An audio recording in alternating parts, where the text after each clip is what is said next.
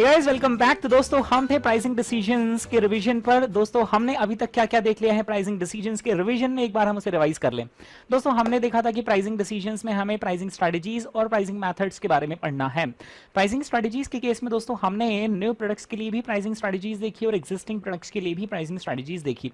दोस्तों new products के बारे में स्ट्रेटजीज पढ़ते हमने उससे पहले देखा था कि अगर किन किन तरह के न्यू प्रोडक्ट्स हो सकते हैं, रिवॉल्यूशनरी प्रोडक्ट्स, एवोल्यूशनरी प्रोडक्ट्स और me too category of products. Okay दोस्तों हमने प्राइसिंग स्ट्रेटजीज के नाम पर कौन कौन सी स्ट्रेटजीज देखी थी? Skimming pricing policy, premium pricing policy, demand based pricing policy, market price based pricing policy and the last but not the least was penetration pricing policy. दोस्तों फिर इसके बाद में हमने कनेक्शन बनाया था कि आखिर किस तरह का नया प्रोडक्ट हो तो फिर हमें किस तरह की प्राइसिंग स्ट्रेटजी लगानी होगी। हमने देखा था कि अगर रिवॉल्यूशनरी प्रोडक्ट्स हो तो हम रिवॉल्यूशनरी प्रोडक्ट्स के केस में दोस्तों स्कीमिंग प्राइसिंग पॉलिसी भी लगा सकते हैं और प्रीमियम प्राइसिंग पॉलिसी भी लगा सकते हैं।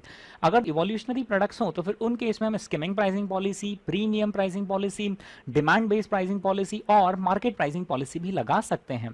मी टू कैटेगरी के प्रोडक्ट्स के केस में दोस्तों हम market price based pricing policy भी लगा सकते हैं और पेनिट्रेशन प्राइसिंग पॉलिसी भी लगा सकते हैं। अगर हमें प्राइजेस को डिस्ट्रॉय करके अगर अपनी पकड़ मार्केट में मजबूत करनी है तो फिर हम पेनिट्रेशन प्राइसिंग पॉलिसी लगाएंगे। अगर हम प्राइजेस के साथ कोई छेड़छाड़ नहीं करना चाहते हैं तो फिर हम मार्केट प्राइस बेस्ड पॉलिसी लगाएंगे और हम फोकस करेंगे दोस्तों नॉन प्राइस स्ट्रेटजीज पर, जैसे कि हम कुछ एडिशनल फीचर्स देंगे, एडिशनल सपोर्ट देंगे एंड सो ऑन, राइट। फिर दोस्तों इसके बाद हम आए थे pricing strategies for existing products, जिसमें मेनली हमने प्राइसिंग मेथड्स के बारे में पढ़ा था।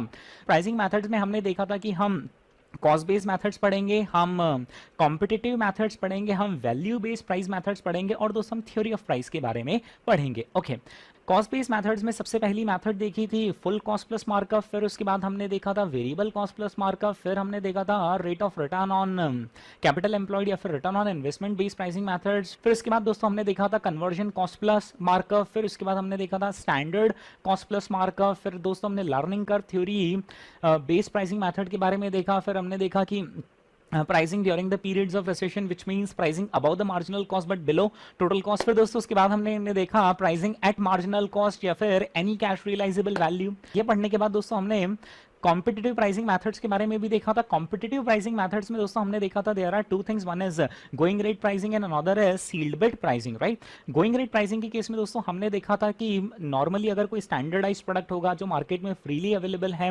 तो ऐसे केसेस में हम going rate pricing method apply करते हैं। लेकिन अगर कोई टेंडर है, कहीं पर हमें बिड सबमिट करनी है तो फिर हम सील्ड बिड प्राइसिंग मेथड लगाते हैं। Why does sealed bid pricing method comes under the category of competitive pricing? क्योंकि यहाँ पर जब हम बिड सबमिट करते हैं तो हम सिर्फ हमारी खुद की कॉस्ट नहीं देखते हैं, बल्कि हम ये देखते हैं कि जो हमारा कॉम्पिटिटर है उसने आखिर क्या बिड सबमिट की होगी। हमें अगर ये कॉन्ट्रैक्ट चाहिए तो फिर हमें उससे जीतने के लिए आखिर क्या बिड सबमिट करनी पड़ेगी। तो क्योंकि यहाँ पर हम बिड प्रिपेयर करते वक्त कॉम्पिटिटर की भी कोटेशंस को देखते हैं, इसलिए हम यहाँ पर क्या करते हैं कॉम्पिटिटिव प्राइसिंग कैटेगरी में सील्ड बिड प्राइसिंग को लेकर आते हैं। दोस्तों वैल्यू बेस्ड प्राइसिंग मेथड्स में हमने देखा कि there is something which is called as true economic value of product. True economic value of product हम कैसे कैलकुलेट करते हैं? Price of the next best alternative plus gross differentiation advantage less negative differentiation disadvantages, it gives us true economic value. लेकिन ये जो true economic value आती है it comes in the eyes of the supplier. लेकिन there is one more concept which is called as perceived value which is in the eyes of the customer, right. True economic value और perceived value में क्यों difference होता है? क्योंकि true economic value में supplier जो सारे उसके प्रोडक्ट में फीचर प्रोवाइड कर रहा है वो उसको वैल्यू करता है, लेकिन परसीव्ड वैल्यू में कस्टमर अपने एंगल से देखता है कि इस पर्टिकुलर प्रोडक्ट की कीमत मेरी नजरों में आखिर कितनी है। नॉर्मली सप्लायर क्या चाहेगा कि वो परसीव्ड वैल्यू से नीचे रखे थोड़ा सा प्रोडक्ट का प्राइस। अगर वो परसीव्ड वैल्यू से नीचे रखता है तो फिर कस्टमर को दोस्तों वहां पर कंज्यूमर सरप्लस दिखेगा, क्योंकि वो बोलेगा मेरी नजरों में तो प्रोडक्ट की प्राइस इतनी है लेकिन ये प्रोडक्ट तो अरे वहां उससे कम में मिल रहा है, तो I have a consumer surplus, let's by the product. Okay दोस्तों इसके बाद हमने प्रॉफिट मैक्सिमाइजेशन मॉडल यानी कि थ्योरी ऑफ प्राइस के बारे में पढ़ा, जिसमें हमने देखा कि यहाँ पर प्राइस इलास्टिसिटी ऑफ डिमांड का कॉन्सेप्ट लगता है, यानी अगर प्राइसेस ज्यादा रखी जाएगी तो डिमांड कम होंगी और प्राइसेस कम करेंगे तो फिर डिमांड बढ़ जाएगी। हमें दोस्तों एक ऐसी प्राइस और क्वांटिटी का कॉम्बिनेशन चाहिए जहां पर हमारा टोटल प्रॉफिट मैक्सिमम आए। दोस्तों टोटल प्रॉफिट मैक्सिमम वहीं आता है जहां पर marginal revenue is equal to marginal cost, because till the time the marginal revenue is more than the marginal cost तब तक प्रोड्यूसर प्रोड्यूस करता जाएगा, लेकिन एक्स्ट्रा यूनिट्स को सेल करते वक्त उसका मार्जिनल रेवेन्यू कम होता चला जाएगा और वो उस पॉइंट पर लाकर अपनी क्वांटिटी को लॉक कर देगा जहां पर marginal revenue is equal to marginal cost. क्योंकि इसके बाद खबरदार बार जो उसने एक भी यूनिट एक्स्ट्रा बेची उसका नुकसान होना शुरू हो जाएगा, मतलब प्रॉफिट में रिडक्शन होना शुरू हो जाएगा, राइट। दोस्तों हमने देखा था कि इसे पता करने के लिए हम ग्राफ बना सकते हैं या फिर we can prepare a table और we can make use of the formulas. दोस्तों फॉर्मूलाज में हमने देखा था there are two formulas, P is equal to A minus B Q and MR is equal to A minus 2B Q. दोस्तों उसमें हमने देखा था फॉर्मूला में P का मतलब होता है प्राइस, Q का मतलब होता है क्वांटिटी, MR का मतलब होता है मार्जिनल रेवेन्यू, A का मतलब होता है highest selling price at which demand is equal to 0 और दोस्तों B का मतलब होता है स्लोप ऑफ डिमांड कर्व। जब हम हाईएस्ट सेलिंग प्राइस रखते हैं तो हमारी डिमांड 0 हो जाती है, लेकिन दोस्तों 2 पैसे कमाने के लिए हमें डिमांड तो लानी पड़ेगी, उसके लिए हमें हमारी प्राइसेस को कम करना पड़ेगा। आखिर 1 यूनिट डिमांड बढ़ाने के लिए हमें प्राइसेस को कितना कम करना पड़ेगा? For every 1 unit increase in demand by how much we have to reduce the price is called as B, यानी कि स्लोप ऑफ डिमांड कर्व। दोस्तों B का हमने फॉर्मूला देखा था change in price upon change in quantity, right. तो it gives us change in price per 1 unit of quantity, right. हमने इस फॉर्मूला में देखा था पहले हम MR वाले फॉर्मूला को लगाएंगे, MR is equal to A minus 2B cube. इस फॉर्मूला से हम Q पाना चाहते हैं और हम क्वांटिटी कौन सी पाना चाहते हैं? ऑप्टिमम क्वांटिटी हम पाना चाहते हैं। अब अगर हमें ऑप्टिमम क्वांटिटी पाना है तो फिर हमें मार्जिनल रेवेन्यू की जगह पर किसको रखना पड़ेगा? Marginal cost, because optimum quantity is obtained when MR equals to MC। So in place of marginal revenue what we put is marginal cost, right. दोस्तों मार्जिनल कॉस्ट हमने लिख दी इज इक्वल टू A यानी कि highest selling price minus 2BQ। ऐसा करके हमें Q मिल जाता है और ये होती है ऑप्टिमम क्वांटिटी। इस ऑप्टिमम क्वांटिटी को उठाकर हम प्राइस के फॉर्मूला में रखते हैं और ऑप्टिमम क्वांटिटी की करस्पॉन्डिंग जो प्राइस आती है दोस्तों वो क्या कहलाती है? ऑप्टिमम प्राइस कहलाती है, राइट। तो दोस्तों इस तरीके से हम ऑप्टिमम क्वांटिटी और ऑप्टिमम प्राइस पता करते हैं। Now let us move on to our next concept. Next concept is learning curve based pricing method. Okay, learning curve आखिर क्या होता है? दोस्तों एक व्यक्ति जैसे जैसे वही काम बार बार लगातार करता चला जाता है तो वो उस काम को सीखता जाता है और अब हर नेक्स्ट टाइम उसे वही काम करने में समय पिछली बार जितना लगा था उससे कम लगता है, राइट। याद करो वो पहला दिन आर्टिकलशिप का, जब आपको आपके बॉस ने एक इनकम टैक्स रिटर्न पहली बार बनाने को दिया, एक फाइल उन्होंने आपको हैंडओवर करी, डरे सहमे से थे हम, धूसते हुए हाथों से हमने उस फाइल को एक्सेप्ट किया। हमने कहा हमने तो आज तक जिंदगी में कभी इनकम टैक्स रिटर्न ही नहीं बनाया, कैसे मैं इनकम टैक्स रिटर्न बनाऊंगा? कहीं ऐसा तो नहीं होगा कि मैंने टैक्स ज्यादा भरवा दिया क्लाइंट का, कहीं ऐसा तो नहीं होगा कि मैंने टैक्स कम भरवाया और क्लाइंट को नोटिस आया, क्लाइंट को जेल हो गई। तो दोस्तों हमने वो जो पहला इनकम टैक्स रिटर्न था ना, उसमें काफी सारी प्रिकॉशंस हमने ली थी, हमने क्लाइंट से काफी सारी इंफॉर्मेशन इकट्ठी करवाई, चीजों को हमने क्रॉस चेक किया, हमारे सीनियर्स से दोस्तों 2 बार उसे चेक करवाया, बॉस को हमने स्पेसिफिकली बोल दिया सर प्लीज देख लीजिएगा आप ये रिटर्न मैंने जो बनाया है वो पहला रिटर्न है, हो सकता है इसमें कुछ गलतियां रह गई हो। दोस्तों उसके बाद पहले टैक्स रिटर्न के बाद जैसे आपने सेकंड टैक्स रिटर्न बनाया, third tax return, fourth tax return and so on, दोस्तों हम उसमें मास्टरपीस होते चले गए। और आज की तारीख में आलम यह है कि क्लाइंट अपने घर से निकलने से पहले फोन करता है, कहता है मिस्टर आर्टिकल मेरा इस साल का टैक्स रिटर्न बनाना है। हम इधर से कहते हैं कि पिछले साल सर हमने टैक्स भरा था 50,000 रुपीज, इस साल कितना भरना है बस आप वो बता दो, बाकी तो सब हम कैलकुलेट कर देंगे। तो दोस्तों This is called as learning curve effect। दोस्तों यही लर्निंग कर्व इफेक्ट फैक्ट्री में कोई व्यक्ति प्रोडक्शन करता है तो उस पर भी अप्लाई होता है। जब वो दोस्तों जिंदगी की पहली यूनिट बनाता है फैक्ट्री में तो वो बहुत ही स्लोली काम करता है, उसे डर लगता है कि कहीं मुझसे कुछ गलती ना हो जाए, लेकिन जैसे जैसे वो रूटीन बेसिस पर प्रोडक्शन करता चला जाता है उसमें इंप्रूवमेंट होता चला जाता है and he registers fall in time taken to produce every successive unit. Okay दोस्तों यहाँ पर आप एक ग्राफ देख रहे होंगे, यहाँ पर ग्राफ में दोस्तों एक्स एक्सिस पर लिखा हुआ है क्यूमुलेटिव वॉल्यूम ऑफ प्रोडक्शन। यहां पर लेट अस से कि ये है 0 यूनिट्स, ये है 1 यूनिट, ये है 2 यूनिट्स, ये है 3 यूनिट्स, ये है 4 units and so on. Okay दोस्तों यहां पर वाई एक्सिस पर लिखा हुआ है average time per unit. Let us से कि फर्स्ट यूनिट को बनाने में एवरेज टाइम पर यूनिट लगा है 10 आवर्स, है ना, ऐसे ही मैंने मन से कोई नंबर ले लिया। लेट अस से 1 यूनिट को बनाने में एवरेज टाइम हमें लगा है 10 आवर्स। ओके 2 यूनिट्स को बनाने में दोस्तों क्या हमें एवरेज टाइम उतना ही लगा है या उससे कम लगा है? उससे कम लगा है। Let us make an assumption कि हमें 2 यूनिट्स को बनाने में यहाँ पर 9 आवर्स लगे हैं। यहाँ पर आप एक खास बात यहाँ पर नोटिस करेंगे कि जितना रिडक्शन हमें 1 से 2 यूनिट्स में मिला है, राइट। लेट अस से यहाँ पर जितना पिछली बार समय लगा था उसका 90% ही अब हमें आगे समय लगा है। ओके बट आप एक बात ध्यान रखिएगा कि उतना ही रिडक्शन अब हमें सेकंड से थर्ड यूनिट के बीच में नहीं मिलेगा, बिकॉज अगर लर्निंग कर्व थ्योरी इस तरीके से लगती है कि फर्स्ट यूनिट से सेकंड यूनिट बनाई 90% टाइम, सेकंड से थर्ड बनाई फिर से 90%, थर्ड से फोर्थ फिर से 90%, अगर ऐसा चलता गया तो बहुत फास्ट लर्निंग हो जाएगी। जबकि क्या होता है कि उतनी ही लर्निंग अब वापस से पाने के लिए हमें थोड़ा ज्यादा प्रयास करना पड़ता है, ज्यादा एफर्ट लगाने पड़ते हैं। तो दोस्तों एक ऑब्जर्वेशन के बेसिस पर यह पता चला है कि जितना reduction in time between 1 to 2 unit हुआ है, यानी between 1 to 2 unit our time has reduced to कितना percent, 90%। Earlier we took on an average कितना 10 hours, but for 2 units the average time was कितना 9 आवर्स, राइट। अब उतना ही 90% reduction achieve करने के लिए आपको कहां तक जाना पड़ेगा, 2 से 4th यूनिट तक जाना पड़ेगा। इसका दोस्तों सरल शब्दों में मतलब ये है कि अब अगर हमें 90% टाइम लगाना है, जैसे 9 आवर्स का 90% दोस्तों कितना हो जाता है 8.1 आवर्स, तो वो 8.1 आवर्स हमें थर्ड यूनिट में जाकर नहीं मिलेंगे, वो 8.1 आवर्स हमें कहां जाकर मिलेंगे, 4th यूनिट में जाकर मिलेंगे। तो उतना से ही 90% टाइम अगर पर हमें लाना है तो हमें अब इस बार डबल दी यूनिट्स तक जाना पड़ेगा। सिमिलरली दोस्तों अब आपका 4 से 5 में टाइम 90% नहीं हो जाएगा, तो बहुत फास्ट लर्निंग हो जाएगी। अब आपको 4 से पता है कहां पर जाना पड़ेगा, 8 यूनिट्स पर जाना पड़ेगा। तो फिर उस केस में आपको 8.1 आवर्स का 90% टाइम, तो 8.1 आवर्स का 90% टाइम होता है दोस्तों 7.29। तो अब आपको 8 यूनिट्स में ऑन एन एवरेज कितने लगेंगे, 7.29 आवर्स लगेंगे, राइट। तो लर्निंग कर्व थ्योरी का फिनोमेना दोस्तों ये कि अगर आपको सेम स्पीड से रिडक्शन चाहिए तो आपको हर बार डबल द एफर्ट्स लगाने पड़ेंगे। ओके दोस्तों, लर्निंग कर्व थ्योरी से रिलेटेड हमें दो तरह के क्वेश्चंस एग्जाम में पूछे जा सकते हैं, एक तो थ्योरेटिकल क्वेश्चंस पूछे जा सकते हैं और दूसरे प्रैक्टिकल क्वेश्चंस पूछे जा सकते हैं। दोनों ही तरह के क्वेश्चंस दोस्तों पेपर में आपको नजर आ सकते हैं। हम सबसे पहले यहाँ पर थ्योरेटिकल एस्पेक्ट कवर कर रहे हैं which is related to the applicability of learning curve theory. Okay, learning curve theory दोस्तों हर जगह नहीं लगती है, इसकी कुछ सिचुएशंस होती है, कहीं पर लगेगी और कहीं पर नहीं लगेगी। एप्लीकेबिलिटी पर बेस हमें थ्योरेटिकल क्वेश्चन एग्जाम में पूछा जा सकता है, जहां पर वो क्वेश्चन कैसा दे सकते हैं कि वो हमें कुछ सिचुएशंस लिखकर दे देंगे और फिर हमें उन सिचुएशंस में बताना पड़ेगा कि इस पर्टिकुलर सिचुएशन में लर्निंग कर्व थ्योरी एप्लीकेबल और इस पर्टिकुलर सिचुएशन में लर्निंग कर्व थ्योरी एप्लीकेबल नहीं है। हम देखते हैं दोस्तों आखिर लर्निंग कर्व थ्योरी कहां एप्लीकेबल है और कहां नहीं।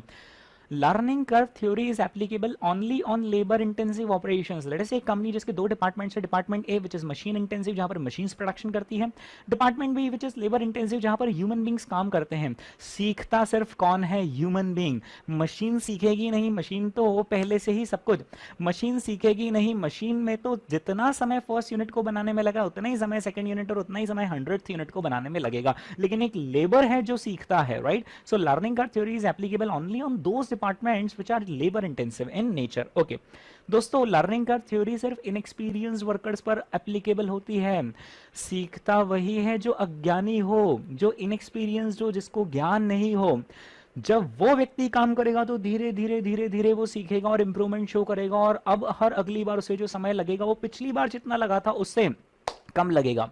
लेकिन वह व्यक्ति जिसे पहले से ही सब कुछ आता है, अब उसमें फर्दर इंप्रूवमेंट का स्कोप नहीं है, वो तो फर्स्ट यूनिट भी उतने ही समय में बनाएगा जितना सेकंड यूनिट और जितना थर्ड यूनिट और जितना 100th यूनिट। सिंपल सी बात है दोस्तों, जब आपने नया नया टाइपिंग करना सीखा था तो हम देख देख कर टाइप करते थे, हमसे एरर्स भी होते थे, राइट। तो उस वक्त हमारी स्पीड बहुत कम थी, लेकिन एक बार जब हमारी टाइपिंग स्पीड बन गई तो हम बन गए एक्सपीरियंस। अब कोई हमें एक पेज टाइप करने को दे या 10 पेजेस, हमारी typing speed on an average दोस्तों अक्रॉस दोस 10 पेजेस सेम ही रहेगी। तो दोस्तों लर्निंग कर्व थ्योरी सिर्फ किस पर अप्लाई होती है, इनएक्सपीरियंस वर्कर्स पर अप्लाई होती है, एक्सपीरियंस्ड पर अप्लाई नहीं होती है। Okay, learning curve theory is applicable only when the same worker performs the same task repetitive in nature।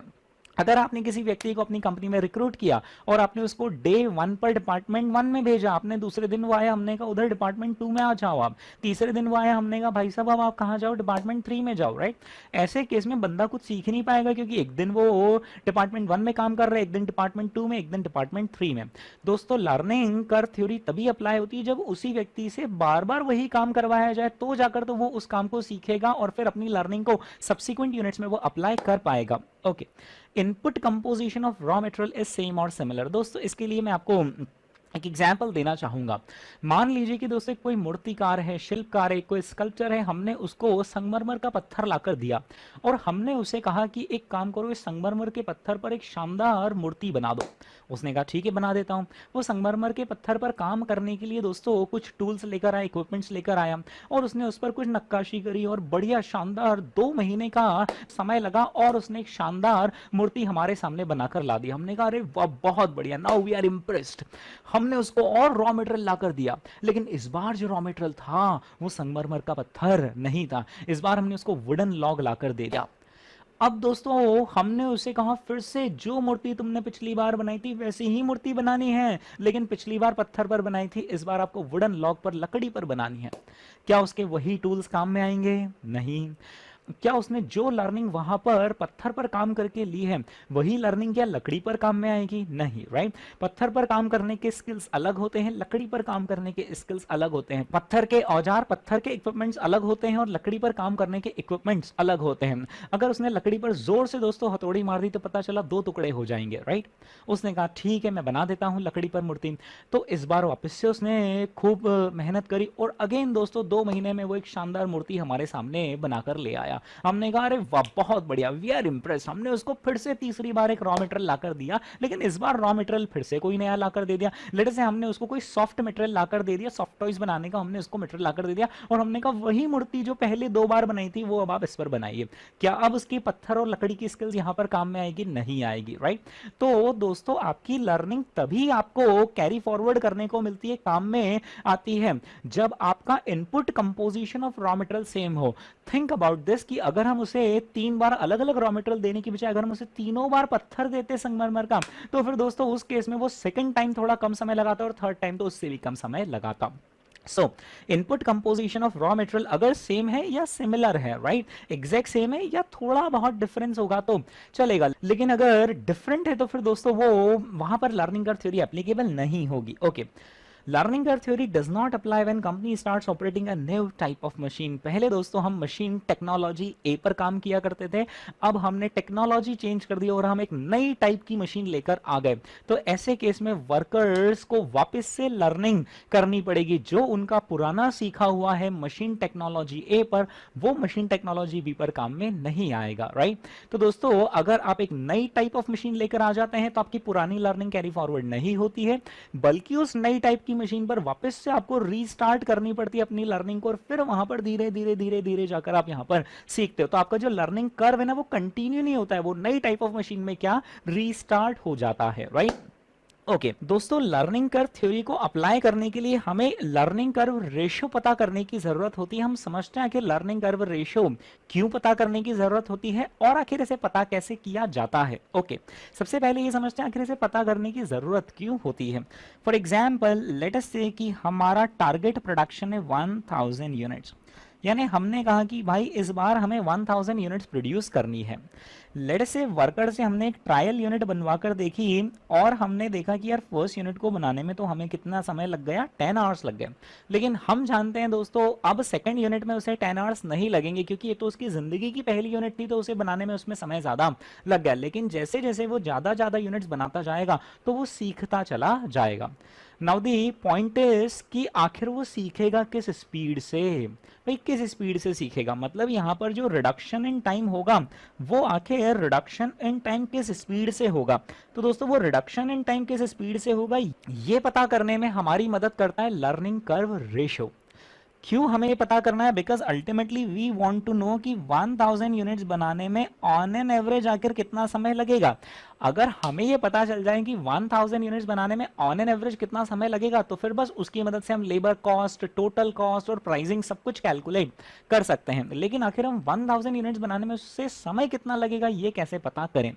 2 तरीके हैं, या तो एक काम करो उसको बोलो कि यार 1000 यूनिट्स बना दे फिर हम देख लेंगे समय कितना लगता है। लेकिन दोस्तों तब तक तो प्राइसिंग बहुत लेट हो जाएगी, क्योंकि वो तो जैसे जैसे प्रोडक्ट प्रोड्यूस करता चला जाएगा हम तो उसे बेचते चले जाएंगे। So what we need to do is we need to forecast that how much time is he going to take to produce 1000 units. और इसको पता करने के लिए हमें ये पता होना चाहिए कि आखिर उसका लर्निंग किस स्पीड से हो रहा है।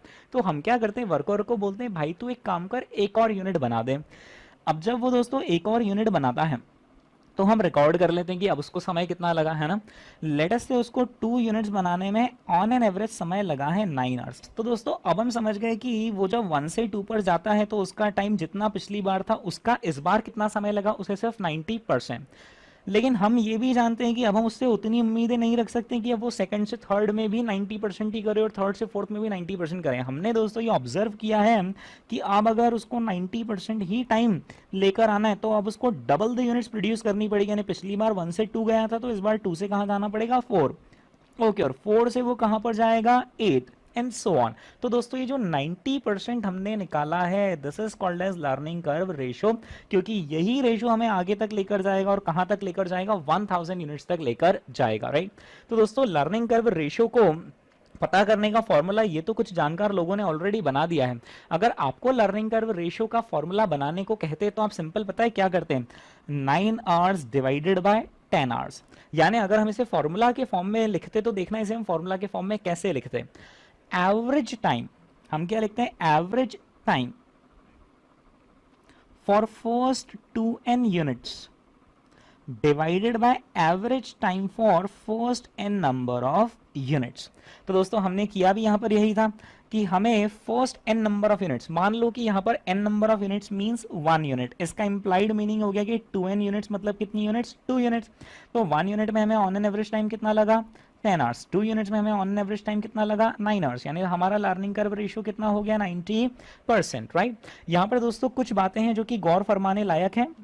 उसमें सबसे पहली बात यह है कि यहाँ पर लर्निंग कर्व रेशो निकालते वक्त हम टाइम को भी यूज कर सकते हैं और कॉस्ट को भी यूज कर सकते हैं, क्योंकि बाय डिफॉल्ट इस टॉपिक का अजम्पशन है कि वर्कर्स को हम टाइम बेसिस पर वेजेस पे करते हैं। तो जिस स्पीड से उसका टाइम रिड्यूस होगा उसी स्पीड से उसकी कॉस्ट रिड्यूस होगी। तो उसकी स्पीड ऑफ रिडक्शन को निकालने में आप चाहो तो टाइम यूज कर लो, चाहो तो कॉस्ट यूज कर लो, है ना। फिर यहाँ पर दूसरी चीज उन्होंने लिखी है units oblique lots. Learning curve theory दोस्तों यूनिट्स पर भी अप्लाई हो सकती है और लॉट्स यानी कि बैचेस पर भी अप्लाई हो सकती है। डिपेंड करता है कि कंपनी में प्रोडक्शन आखिर किस तरीके से किया जा रहा है। अगर company unit by unit products produce कर रही है तो वर्कर जो फर्स्ट यूनिट में सीखेगा उसको इमीडिएटली सेकंड यूनिट में अप्लाई कर पाएगा और जो सेकंड यूनिट में सीखेगा उसको इमीडिएटली नेक्स्ट यूनिट्स में अप्लाई कर पाएगा। लेकिन अगर किसी कंपनी में प्रोडक्शन दोस्तों बैच बाय बैच हो रहा है, वेयर लेट अस से one batch comprises of 100 units, तो फिर उस केस में worker unit by unit learning apply नहीं कर पाएगा। उसकी लर्निंग तब तक कंप्लीट नहीं होगी जब तक वो एंटायर फर्स्ट बैच प्रोड्यूस ना कर दे। हाँ, उसने फर्स्ट बैच प्रोड्यूस कर दी, उसके बाद वो सेकंड बैच में अपनी फर्स्ट बैच की लर्निंग को यूज कर पाएगा। यानी यहां पर लर्निंग अप्लाई कैसी होगी, batch by batch learning apply होगी, यूनिट बाय यूनिट नहीं होगी। क्योंकि जब वो एक बैच बनाता है तो एक बैच में एक साथ सारी यूनिट्स प्रोड्यूस हो जाती है, तो उसको लर्निंग का मौका ही 100 यूनिट्स प्रोड्यूस होने के बाद मिलता है। फिर वो 100 के बाद 101 पर नहीं लगा पाएगा, वो सीधे सेकंड बैच की सारी यूनिट्स पर अपनी लर्निंग लगा पाएगा। ओके, ऐसे केसेस में दोस्तों जो लर्निंग कर्व थ्योरी लगेगी वो बैच बाय बैच लगेगी, ठीक है। हमें एग्जाम में यूनिट्स पर लगाना है या बैच पर लगाना है वो सिंपल डिपेंड करता है कि क्वेश्चन में उन्होंने प्रोडक्शन की मेथड आखिर क्या दे रखी है, यूनिट बाय यूनिट दे रखी है, उन्होंने बैचेस की बातें करी हैं। ओके दोस्तों, यहां पर एक और खास बात हमें नोट करनी है, वो ये है कि लर्निंग कर्व रेशियो निकालते वक्त ना एवरेज टाइम को यूज किया जाता है, यूनिट्स के स्पेसिफिक टाइम को यूज नहीं किया जाता। यहां पर जो मैंने 10 आवर्स और 9 आवर्स लिखा है this are not specific time, this are average time. यहां पर दोस्तों ये जो 9 आवर्स लिखा है ना, ये सेकंड यूनिट को बनाने में 9 आवर्स नहीं लगे हैं, ये 2 यूनिट्स को बनाने में ऑन एन एवरेज 9 आवर्स लगे हैं। इसका इंप्लाइड मीनिंग है कि 2 यूनिट्स को बनाने में एवरेज 9 आवर्स लगे हैं, यानी कि टोटल टाइम 2 यूनिट्स को बनाने में 18 आवर्स लगा है। सेकेंड यूनिट का स्पेसिफिक टाइम 9 आवर्स है ही नहीं। अगर कोई सेकेंड यूनिट का स्पेसिफिक टाइम पूछे तो पता है कैसे निकाल लेंगे कि 2 यूनिट्स को बनाने में टोटल टाइम 18 आवर्स लगा है और फर्स्ट यूनिट को बनाने में 10 आवर्स लगे हैं। सेकेंड यूनिट में स्पेसिफिकली हमें कितना समय लगा है, सिर्फ 8 आवर्स। लेकिन माइंड डेट की लर्निंग कर्व रेशियो निकालते वक्त स्पेसिफिक टाइम यूनिट्स के नहीं यूज करते हैं। लर्निंग कर्व रेशियो निकालते वक्त एवरेज टाइम को यूज किया जाता है। उसके पीछे रीजन ये है कि एवरेजेस ज्यादा स्टेबल नंबर होते हैं as compare to specific time. For example यहां पर फॉर्मूला में लेट अस से कि n नंबर ऑफ यूनिट्स है 4 यूनिट्स, तो 2n नंबर ऑफ यूनिट्स क्या होगा, 8 यूनिट्स। अब अगर हम यहां पर 4th यूनिट का स्पेसिफिक और 8th यूनिट का स्पेसिफिक टाइम लिख बैठे तो फिर लर्निंग कर्व रेशो उतना रिलायबल नहीं रहेगा, क्योंकि हो सकता है कि 8th यूनिट को बनाने में हमें एक्सेप्शनली कुछ ज्यादा समय लग गया हो। इस एक्सेप्शनली ज्यादा समय की वजह से हमारा रेशियो का बैलेंस गड़बड़ा जाएगा, इसलिए ये रिकमेंड किया जाता है कि लर्निंग कर्व रेशियो निकालते वक्त आप 4 यूनिट्स का एवरेज टाइम लो, ताकि एक्सेप्शनली कहीं पर ज्यादा समय लगा होगा तो एक्सेप्शनली कहीं पर कम समय भी लगा होगा और चीजें ऑफसेट हो जाएगी। उसी तरीके से आप 8 यूनिट का स्पेसिफिक टाइम मत लो, आप 8 यूनिट्स का एवरेज समय लो, जिससे कभी अगर एक्सेप्शनली ज्यादा समय भी लगा होगा तो एक्सेप्शनली कम समय से ऑफसेट हो जाएगा, राइट। तो इसलिए एवरेज को यूज किया जाता है ताकि हमारा जो रेशियो है वो ज्यादा स्टेबल आए। ओके दोस्तों, हम यहाँ पर कुछ क्वेश्चंस देख रहे हैं जिसमें हम एक थ्योरेटिकल क्वेश्चन देखेंगे और एक प्रैक्टिकल क्वेश्चन देखेंगे। The following information is provided by a firm. The factory manager wants to use appropriate average learning rate on activities so that he may forecast cost and prices for certain levels of activity. सही बात है, बंदे को कुछ ना कुछ तो learning rate use करनी ही पड़ेगी, तभी जाकर वो फोरकास्ट कर पाएगा कॉस्ट का और प्राइसेस का। You are required to advise to the manager with reasons. ये वाला लाइन आपके हैंडआउट्स में सबसे नीचे होगा। You are required to advise to the manager with reasons on the applicability of the learning curve theory on the above information. Okay, तो दोस्तों यहाँ पर applicability हमें बतानी है और उसमें हमें मैनेजर को एडवाइस देना है कि लर्निंग कर्व थ्योरी एप्लीकेबल है या नहीं, और हमें रीजंस के साथ उसको एडवाइस देना है। ठीक है, देखते हैं दोस्तों क्या क्या सिचुएशंस है। First situation, a set of very experienced people, a set of very experienced people। दोस्तों अगर वो बंदा एक्सपीरियंस है तो क्या लर्निंग कर्व थ्योरी एप्लीकेबल नहीं होगी, बिकॉज बंदा अगर एक्सपीरियंस है तो वो तो पहला काम भी उतनी परफेक्शन के साथ करेगा जितना वो अगला काम, and so on, right. A set of very experienced people feed data into the computer for processing inventory records in the factory. The manager wishes to apply 80% learning rate on data entry and calculation of inventory। यहाँ पर दोस्तों manager साहब सिर्फ एक चीज पर learning curve theory लगाना चाहते हैं, दो चीजों पर लर्निंग कर्व थ्योरी लगाना चाहते हैं, दो चीजों पर। सबसे पहला वो डेटा एंट्री पर लर्निंग कर्व थ्योरी लगाना चाहते हैं और दूसरा वो कैलकुलेशन ऑफ इन्वेंट्री पर लर्निंग कर्व थ्योरी लगाना चाहते हैं। डेटा एंट्री कौन कर रहे हैं? Experience people. क्या लर्निंग कर्व थ्योरी एप्लीकेबल है? नहीं। कैलकुलेशन ऑफ इन्वेंट्री कौन कर रहा है?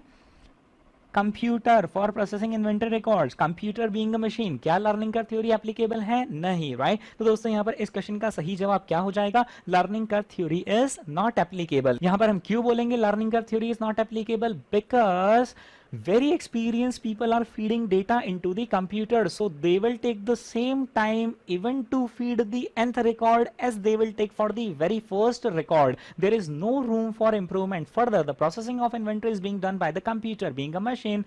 Learning curve theory is not applicable. Okay, second point, an operation users contract labour. दोस्तों कॉन्ट्रैक्ट लेबर पर क्या लर्निंग कर्व थ्योरी एप्लीकेबल होती है या नहीं होती है?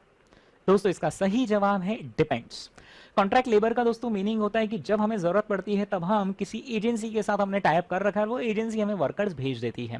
अब दोस्तों लर्निंग का थ्योरी एप्लीकेबल है या नहीं, ये डिपेंड करता है कि जब जब हम उस एजेंसी को बोलते हैं क्या वो एजेंसी वही व्यक्ति को हर बार भेजती, अगर हाँ तो learning curve theory is applicable, नहीं वो एजेंसी तो हर बार नया व्यक्ति भेजती, then learning curve theory is not applicable. The contractor shifts people among various jobs once in 2 days. Oh no, बंदा क्या करता है कि व्यक्तियों को अलग अलग जॉब्स में शिफ्ट करता रहता है once in 2 days। दोस्तों यहाँ पर क्या वही व्यक्ति वही काम ऐसा कुछ हो रहा है या हर बार उस काम को एक नया व्यक्ति कर रहा है? हर बार, क्योंकि ये एक नया व्यक्ति कर रहा है तो लर्निंग कर्व थ्योरी आगे बढ़ ही नहीं पाएगी, हर बार हमें वापस से शुरू से चीजों को स्टार्ट करना पड़ेगा। The labor force performs one task in 3 days. Oh my God, एक टास्क को करने में कितने दिन लग जाते हैं? 3 days। और जो कॉन्ट्रैक्टर है वो 2 दिन के अंदर तो बदल ही कर देता है, यानी बंदे की पूरी लर्निंग भी कंप्लीट नहीं होती, उससे पहले उसको शिफ्ट कर दिया जाता है। यहाँ पर दोस्तों अब मैनेजर क्या कहता है कि I want to apply learning curve theory. दोस्तों वो लर्निंग कर्व थ्योरी नहीं लगा पाएगा, है ना। इसका हम आंसर क्या लिखेंगे? Learning curve theory will not be applicable as in this situation rotation of worker is done frequently. Labor will not be able to get the benefit of learning and apply their learning. Learning curve theory is applicable only when the same worker performs the same task repetitive in nature. Okay, आते हैं दोस्तों third point पर, a labor intensive sculpted product। दोस्तों word क्या use किया है, इन्हें माहौल क्या बन रहा है कि learning curve theory is applicable. हाँ, यही अगर मशीन इंटेंसिव बोलते तो हम बोलते कि learning curve theory is not applicable. A labor intensive sculpted product is carved from the metal provided to the staff.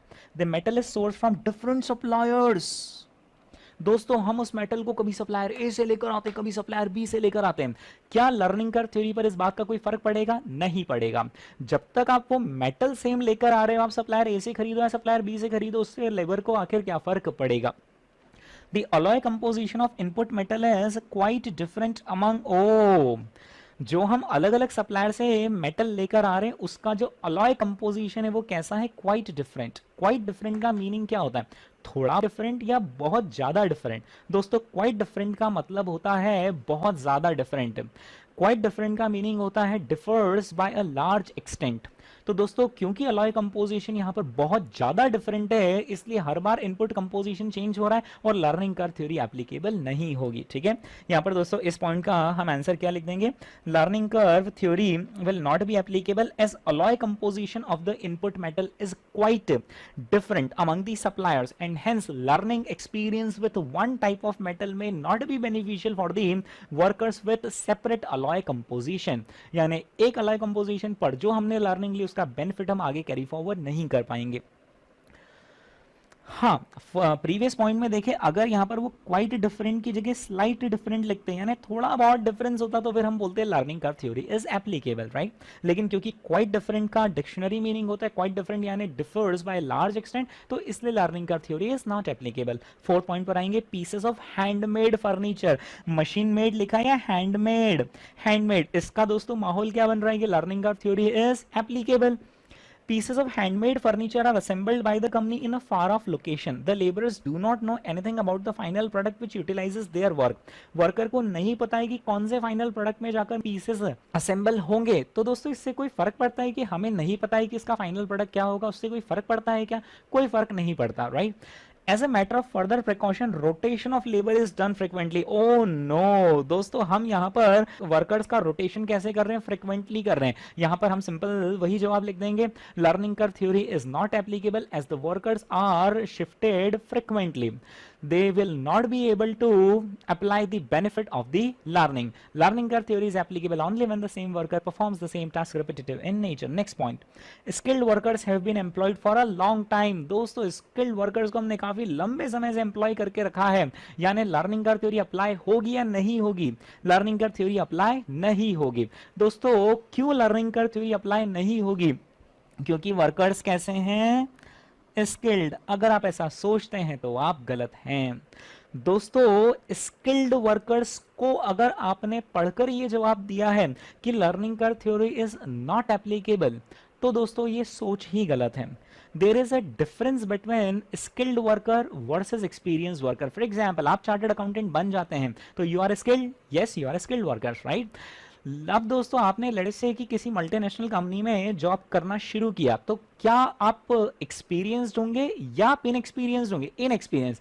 You are skilled but still you are inexperience. वहां पर आप जैसे जैसे काम करेंगे सीखेंगे और वहां पर अब आपको उसी काम को नेक्स्ट टाइम करने में समय कम लगेगा।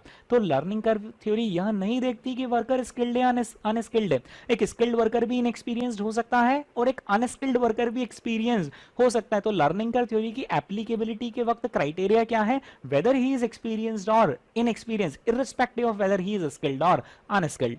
दोस्तों यहाँ पर किस वर्ड को देखकर हमें डिसीजन लेना होगा कि that workers are employed for long time, इसका मतलब है कि वो एक्सपीरियंस बन चुके हैं। The company has adequate market for the craft pieces done by this experts, they are experts, right. तो यहाँ पर दोस्तों लर्निंग कर्व थ्योरी एप्लीकेबल नहीं होगी। हम सिंपल क्या लिखेंगे, learning curve theory will not be applicable as in this situation workers are employed for long time, they have already achieved maximum level of expertise by taking advantage of learning. तो दोस्तों उन्होंने already maximum level of expertise achieve कर लिया है। Now they will take the same time to produce even the nth unit as they will take for the very first unit. ठीक है, okay दोस्तों ये हमने देखा यहां पर लर्निंग कर्व थ्योरी की एप्लीकेबिलिटी से रिलेटेड क्वेश्चन। ओके अब हम आते हैं दोस्तों एक प्रैक्टिकल क्वेश्चन पर। Titagarh Wagons Limited is a wagon manufacturer that has introduced a new wagon model. It expects the wagon to take 2500 hours to manufacture, but their products have historically exhibited in 85% experience curve. Okay, दोस्तों यहाँ पर हमें wagons को बनाने में कितना समय लगेगा, 2500 आवर्स लगेंगे।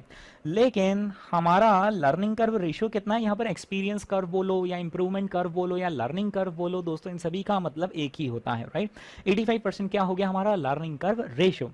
Assuming the same experience rate will apply to this product, compute the time to manufacture each of the first 4 wagons. हमें बताना है कि शुरू की 4 wagons को बनाने में, हर wagon को बनाने में हमें कितना समय लगेगा। Okay, now I think that sounds very easy. तो हम सबसे पहले यहाँ पर लिख देंगे wagon number 1, wagon number 2, wagon number 3 and wagon number 4। Okay, first wagon को बनाने में कितना समय लगेगा, क्या ये मैं बताऊं? सीधे क्वेश्चन में ही लिखा है कितना, 2500 आवर्स। ओके दोस्तों, सेकंड वैगन को बनाने में क्या 2500 आवर्स लगेंगे, कम समय लगेगा, कम समय लगेगा, है ना? कैसे निकाल लेंगे, 2500 मल्टीप्लाई बाय 85%। तो दोस्तों ये कितना हो जाता है, 2500 मल्टीप्लाई बाय 85%, ये होता है 2125 आवर्स। ओके, अब दोस्तों इसके बाद जब हम 2125 आवर्स पर फिर से 85% मल्टीप्लाई करेंगे, क्या दोस्तों हमें वो थर्ड यूनिट का टाइम मिलेगा? नहीं, क्योंकि जब हम 2125 मल्टीप्लाई बाय 85% करते हैं तो पहले लर्निंग कर्व रेशियो में 1 से 2 पर लेकर जाता है, लेकिन उसके बाद 2 से 3 पर नहीं लेकर जाता है, फिर कहां लेकर जाता है, सीधे 2 से 4 पर, राइट? तो अब हम क्या करेंगे, 2125 आवर्स का 85% निकालेंगे, यानी कि दोस्तों 2125 का 85% होता है 1806.25 आवर्स। ठीक है, ओके। ये दोस्तों हमने फर्स्ट यूनिट, सेकंड यूनिट और फोर्थ यूनिट, उन्होंने हमें क्या बोला था, compute the time to manufacture each of the first 4 wagons. दोस्तों उसमें से हमने कौन कौन सी वैगन्स के लिए पता कर लिया है, फर्स्ट वैगन के लिए, सेकंड वैगन के लिए, और फोर्थ वैगन को बनाने में कितना समय लगेगा वो पता कर लिया है क्या? नहीं दोस्तों, हमने ये देखा था कि लर्निंग कर्व रेशियो जब अप्लाई किया जाता है तो हमें उस यूनिट को बनाने में स्पेसिफिकली कितना समय लगा, उस स्पेसिफिक यूनिट को बनाने में कितना समय लगा, ये नहीं मिलता है। लर्निंग कर्व रेशियो हमें कभी भी स्पेसिफिक समय लाकर नहीं देता है डायरेक्टली, लर्निंग कर्व रेशियो हमेशा एवरेज टाइम लाकर देता है। दोस्तों अगर आप यहां पर फॉर्मूला देखेंगे तो दोस्तों हमने फॉर्मूला में भी देखा था कि लर्निंग कर्व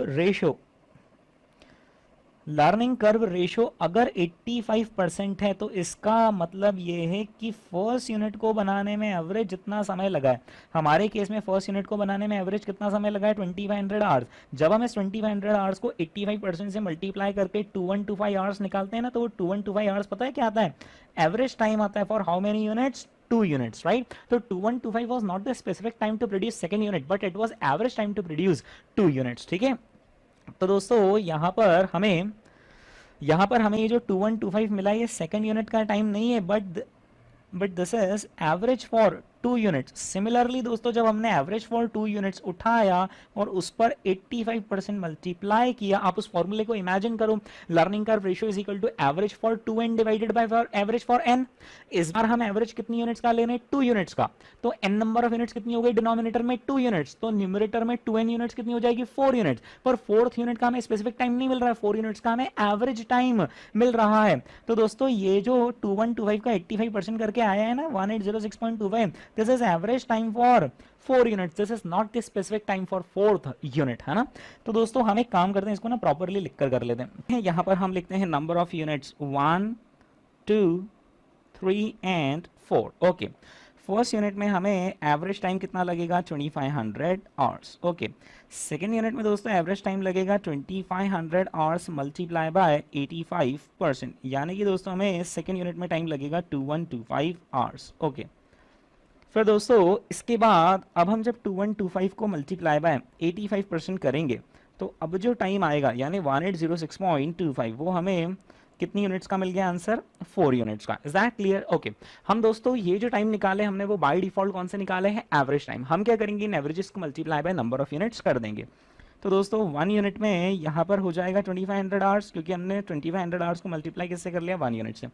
इसके बाद हम 2125 को दोस्तों मल्टीप्लाई किससे कर लेंगे, 2 से, तो 2 यूनिट्स का टोटल टाइम कितना हो जाएगा, 4250 आवर्स। ओके, इसके बाद हम 1806.25 को मल्टीप्लाई किससे कर लेंगे, 4 से, तो दोस्तों 4 यूनिट्स का टोटल टाइम हो जाएगा 7225। अल्टीमेटली दोस्तों इस क्वेश्चन में हमारी मंजिल थी to find out specific time required to manufacture each of the first 4 wagons. दोस्तों फर्स्ट यूनिट में तो पक्का यहाँ पर 2500 आवर्स ही आएगा। ओके, सेकेंड यूनिट का टाइम हम कैसे निकालेंगे, हम ये देख लेंगे कि 2 यूनिट्स को बनाने में टोटल टाइम लगा है 4250, जिसमें से फर्स्ट यूनिट में कितना लगा है 2500। तो अगर हम 4250 माइनस 2500 करेंगे तो आता है 1750। 1750 हमें लगा होगा सेकेंड यूनिट में। ओके, अब दोस्तों 4 यूनिट्स का जो टोटल टाइम है वो कितना है, 7225। अगर हम 7225 में से माइनस कर दें 4250 तो कितना आता है, 2975। लेकिन ये जो 2975 आंसर है क्या ये फोर्थ वैगन का है या थर्ड प्लस फोर्थ वैगन का है? दोस्तों 2975 hours is the time for third plus fourth wagon. Okay, अब हमें तो स्पेसिफिकली पता करना है कि थर्ड में कितना लगा है, फोर्थ में कितना लगा है।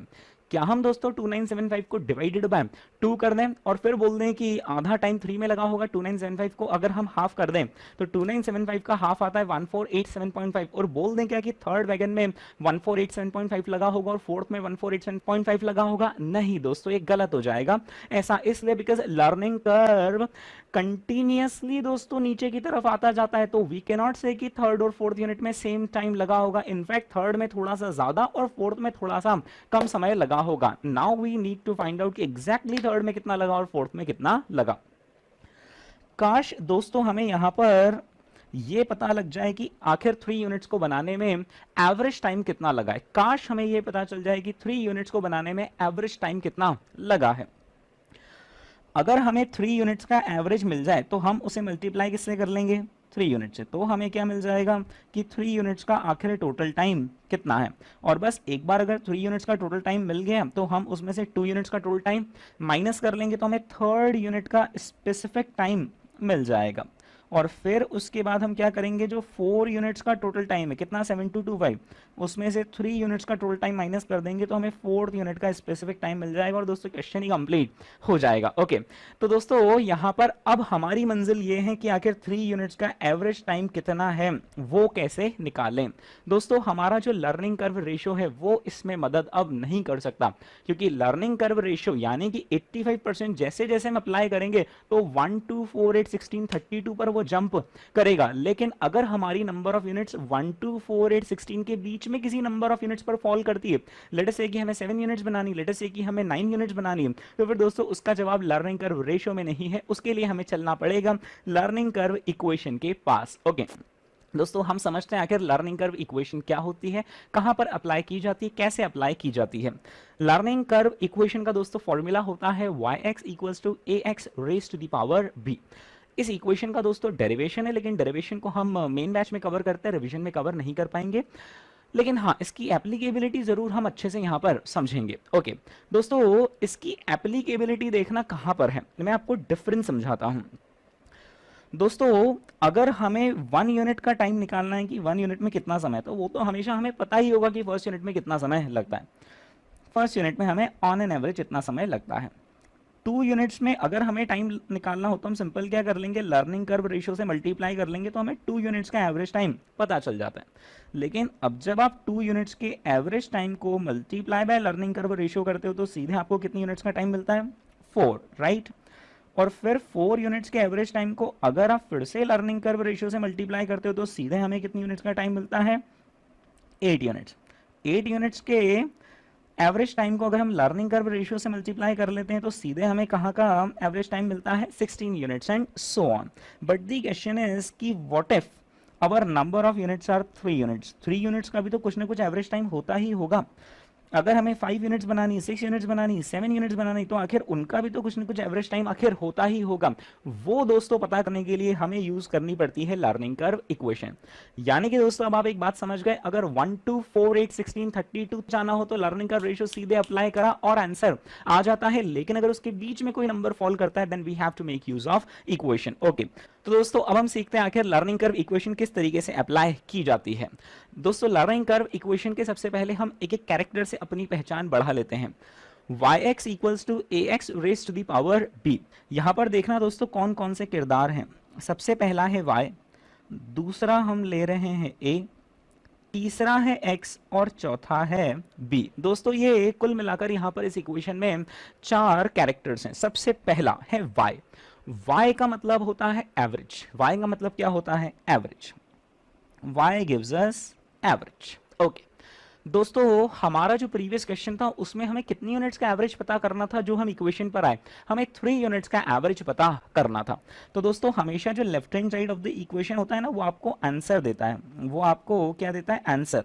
और आंसर पाने के लिए हमें राइट हैंड साइड में कुछ इनपुट करने पड़ते हैं। तो what answer do we needed over there, हमें चाहिए था कि हमें बताओ कि average time to produce 3 units आखिर कितना है। तो दोस्तों y किसको रिप्रेजेंट करता है, एवरेज को रिप्रेजेंट करता है। ठीक है, यहां पर y का मीनिंग लिखा है cumulative average time oblique cost. दोस्तों y हमें एवरेज टाइम भी लाकर दे सकता है और एवरेज कॉस्ट भी लाकर दे सकता है, डिपेंडिंग ऑन कि आपने इनपुट देते वक्त इनपुट टाइम का दिया है तो आपको रिजल्ट में एवरेज टाइम मिलेगा। अगर इनपुट देते वक्त आपने कॉस्ट का इनपुट दिया है तो फिर आपको इधर y के फॉर्म में एवरेज कॉस्ट मिलेगी। ठीक है दोस्तों, x का मतलब होता है क्यूमुलेटिव नंबर ऑफ यूनिट्स और लॉट्स प्रोड्यूस्ड। x का मतलब होता है कि आखिर कितने लॉट्स के लिए या फिर कितनी यूनिट्स के लिए आपको आंसर चाहिए। हमारे केस में दोस्तों हमें कितनी यूनिट्स के लिए एवरेज चाहिए था, 3 यूनिट्स के लिए एवरेज चाहिए था, राइट। तो दोस्तों देखना अब हम इसे पढ़ते कैसे हैं। हम इसे पढ़ते हैं कि हमें एवरेज चाहिए for how many units do we needed average, 3 units. So y gives us average and x tells us for how many units is this average is, right? दोस्तों इसके बाद हमें एवरेज पाने के लिए कुछ ना कुछ इनपुट देना पड़ेगा, तो हमें देखना यहाँ पर क्या क्या इनपुट्स देने पड़ेंगे। सबसे पहले हमें बताना पड़ेगा कि आखिर a की वैल्यू क्या है। a बताता है एवरेज टाइम और कॉस्ट ऑफ फर्स्ट यूनिट। आखिर फर्स्ट यूनिट में हमें एवरेज टाइम या फिर कॉस्ट कितनी लगी है। हमारे केस में दोस्तों फर्स्ट यूनिट में कितने आवर्स लगे हैं, 2500 आवर्स। अगर आप a की वैल्यू टाइम के फॉर्म में रखेंगे तो आपको एवरेज, तो आपको y के फॉर्म में एवरेज टाइम मिलेगा। अगर आप a की वैल्यू कॉस्ट के फॉर्म में रखेंगे तो फिर y के फॉर्म में आपको एवरेज कॉस्ट मिलेगी, राइट। तो a बताता है कि फर्स्ट यूनिट में आखिर कितना समय लगेगा। इसके बाद दोस्तों होता है x। हमें राइट हैंड साइड में ये भी फिट करना पड़ता है कि आखिर फर्स्ट यूनिट में तो इतना समय है जो कि ए बता रहा है, पर आखिर हमें कितनी यूनिट्स तक ले जाना है, क्योंकि 3 यूनिट्स का एवरेज अलग आएगा, 5 यूनिट्स का एवरेज अलग आएगा और 10 यूनिट्स का एवरेज अलग आएगा। तो हमें बताना पड़ता है कि आखिर हमें कहां तक जाना है। इसके बाद दोस्तों तीसरी चीज होती है बी। बी बताता है इंप्रूवमेंट एक्सपोनेंट और लर्निंग कोएफिशिएंट और द इंडेक्स ऑफ लर्निंग। यहां पर दोस्तों लर्निंग कर्व रेशियो को हम यूज करते हैं। दोस्तों बी लर्निंग कर्व रेशियो नहीं होता है, लेकिन बी लर्निंग कर्व रेशियो से डिराइव होता है, क्योंकि जब हम इस फॉर्मूला से पूछ रहे हैं कि हमें 3 यूनिट्स का एवरेज चाहिए तो वो हमसे पूछेगा कि आखिर मुझे किस स्पीड से 3 यूनिट्स तक जाना है। क्या मुझे 85% की स्पीड से जाना है, या मुझे 90% से जाना है, या मुझे 95% से जाना है, राइट। तो दोस्तों हमें यहाँ पर फिट करना पड़ता है बी को कैलकुलेट करने के लिए फॉर्मूला होता है log of learning curve ratio divided by log of 2। दोस्तों इसका भी डेरिवेशन होता है, लेकिन हम अभी के लिए डेरिवेशन को स्किप करते हुए सीधे इस फॉर्मूले का एप्लीकेशन देखते हैं। ओके दोस्तों, यहाँ पर log of learning curve ratio divided by हमें क्या करना है, log of 2। Log of learning curve ratio, हमारे केस में दोस्तों लर्निंग कर्व रेशियो कितना था, 85%। लेकिन ध्यान रखिएगा उसे एग्जाम में लॉग 85 नहीं लिखते हैं, उसे एग्जाम में लॉग 0.85 लिखते हैं, क्योंकि 85% को मैथमेटिकली हम 0.85 बोलते हैं, डिवाइडेड बाय लॉग ऑफ 2, है ना। ओके अब दोस्तों यहाँ पर एग्जाम में आपको 2 तरीके से इस लर्निंग कर्व इक्वेशन को अप्लाई करने को आ सकता है। हो सकता है कि आपको इस पर्टिकुलर फॉर्मूला के लिए डायरेक्ट ही वैल्यूज एग्जाम में दे दी जाए। अगर इस पर्टिकुलर फॉर्मूला के लिए डायरेक्ट वैल्यूज दे दी जाए तो बहुत ही अच्छा। लेकिन एक और स्कीम होती है आईसीआई के पास कि वो इस पर्टिकुलर फॉर्मूला की डायरेक्ट वैल्यूज देने की बजाय आपको लॉग टेबल की वैल्यूज दे दे। उस केस में आप इस फॉर्मूला को डायरेक्टली अप्लाई नहीं कर पाएंगे। आपको इस पर्टिकुलर फॉर्मूले का एक और वर्जन होता है which is called as logarithmic version, वो आपको अप्लाई करना पड़ेगा। वो लॉगरिथमिक वर्जन दोस्तों देखना कैसे डिराइव होता है वो मैं आपको बताता हूं। आपने लॉग की 2 प्रॉपर्टीज पढ़ी होगी, log mn is equal to log of m plus log of n, और दोस्तों log m raised to the power n is equal to n log m, है ना। हम दोस्तों ये जब 2 प्रॉपर्टीज यहां पर लगाएंगे, जब ये 2 प्रॉपर्टीज हम यहां पर अप्लाई करेंगे इस पर, तो हमें इस इक्वेशन का लॉगरिथमिक वर्जन मिल जाएगा। और दोस्तों वो ये रहा लॉगरिथमिक वर्जन। यहां पर हमने दोनों ही साइड्स में, इस इक्वेशन के हमने दोनों ही साइड्स में लॉग ले लिया, तो it has become log yx is equal to a और x। यहां पर मल्टीप्लिकेशन में आप देख पा रहे होंगे a और x मल्टीप्लिकेशन में, यानी ये बन गए log mn। तो जब हमने इस पर log लगाया तो it became log a plus log x, और क्योंकि x की पावर में यहाँ पर b है, राइट, तो ये बन गए m raise to the power n, और n उठकर कहाँ पर आ जाता है, यहाँ पर log x के पहले आ जाता है, राइट। दोस्तों एग्जाम में अगर उन्होंने log की वैल्यूज दी है तो फिर हमें यह वाला फॉर्मूला अप्लाई करना पड़ेगा, लेकिन अगर उन्होंने log की वैल्यूज नहीं दी होगी तो फिर उन्होंने इस पर्टिकुलर फॉर्मूला को अप्लाई करने की वैल्यूज दी होगी। ओके अब दोस्तों हम एक काम करते हैं, हमें पता करना था कि आखिर 3 यूनिट्स का एवरेज टाइम कितना है। अब देखना हम यहाँ पर 3 यूनिट्स का एवरेज टाइम कैसे पता करेंगे। उसके लिए हमें इन फॉर्मूलाज को अप्लाई करना पड़ेगा। इन फॉर्मूलाज को अप्लाई करने के लिए दोस्तों हम इन वैल्यूज में यहाँ पर पुटअप करते हैं। जैसे कि x का मतलब होता है नंबर ऑफ यूनिट्स, कि आखिर हमें कितनी नंबर ऑफ यूनिट्स के लिए एवरेज टाइम चाहिए। हमें दोस्तों 3 यूनिट्स के लिए एवरेज टाइम चाहिए। y बताता है एवरेज, तो ये तो हमें पता करना है कि आखिर 3 यूनिट्स का एवरेज टाइम कितना है। a बताता है एवरेज टाइम या फिर cost of the very first unit. दोस्तों हमारे केस में time for the very first unit was 2500 hours. और फिर दोस्तों हमें यहाँ पर log of 0.85 divided by log of 2 को सॉल्व करना होगा। अब दोस्तों मैं यहाँ पर रिवीजन में ये मानकर चल रहा हूँ कि आपको लॉग और एंटी लॉग टेबल देखनी आती है। इन केस अगर आपको लॉग एंटी लॉग देखने में प्रॉब्लम है तो एक और सेपरेट वीडियो दोस्तों यूट्यूब पर अपलोडेड है, जिसमें कि मैंने वहाँ पर बताया हुआ है how to see values in log and anti log tables. दोस्तों उस वीडियो की लिंक यहाँ पर नीचे डिस्क्रिप्शन बॉक्स में भी दी हुई है। ओके, अभी के लिए हम दोस्तों लॉग टेबल पर चलते हैं और देखते हैं आखिर लॉग 0.85 की वैल्यू डिवाइडेड बाय लॉग 2 की वैल्यू आखिर क्या है। जैसे ही हम इनकी वैल्यूज निकाल लेंगे दोस्तों हम ये सारा का सारा डेटा इन फॉर्मूलाज में फिट करने के लिए तैयार हो जाएंगे। ओके, तो दोस्तों हम देखते हैं आखिर log 0.85 की वैल्यू क्या है। ये आ गए दोस्तों हम लॉग टेबल में। ओके, लॉग टेबल में दोस्तों ये रहा सबसे पहला कॉलम। जिस भी नंबर को का आपको लॉग देखना हो उसकी शुरू की 2 वैल्यूज इस कॉलम में पढ़ी जाती है, राइट। उसकी शुरू की 2 डिजिट्स इस कॉलम में पढ़ी जाती है। अगर किसी ऐसे नंबर का लॉग देखना हो जिसमें 2 नहीं 3 डिजिट्स हो, यानी अगर 85 की जगह वहां पर 853 हो, तो फिर वो थर्ड डिजिट दोस्तों यहां पर पढ़ी जाती है। थर्ड डिजिट इस पर्टिकुलर कॉलम में पढ़ी जाती है। अगर कोई सा ऐसा नंबर हो जिसमें 4 डिजिट्स हो तो फिर दोस्तों फोर्थ डिजिट यहां पर मीन डिफरेंस में पढ़ी जाती है ना।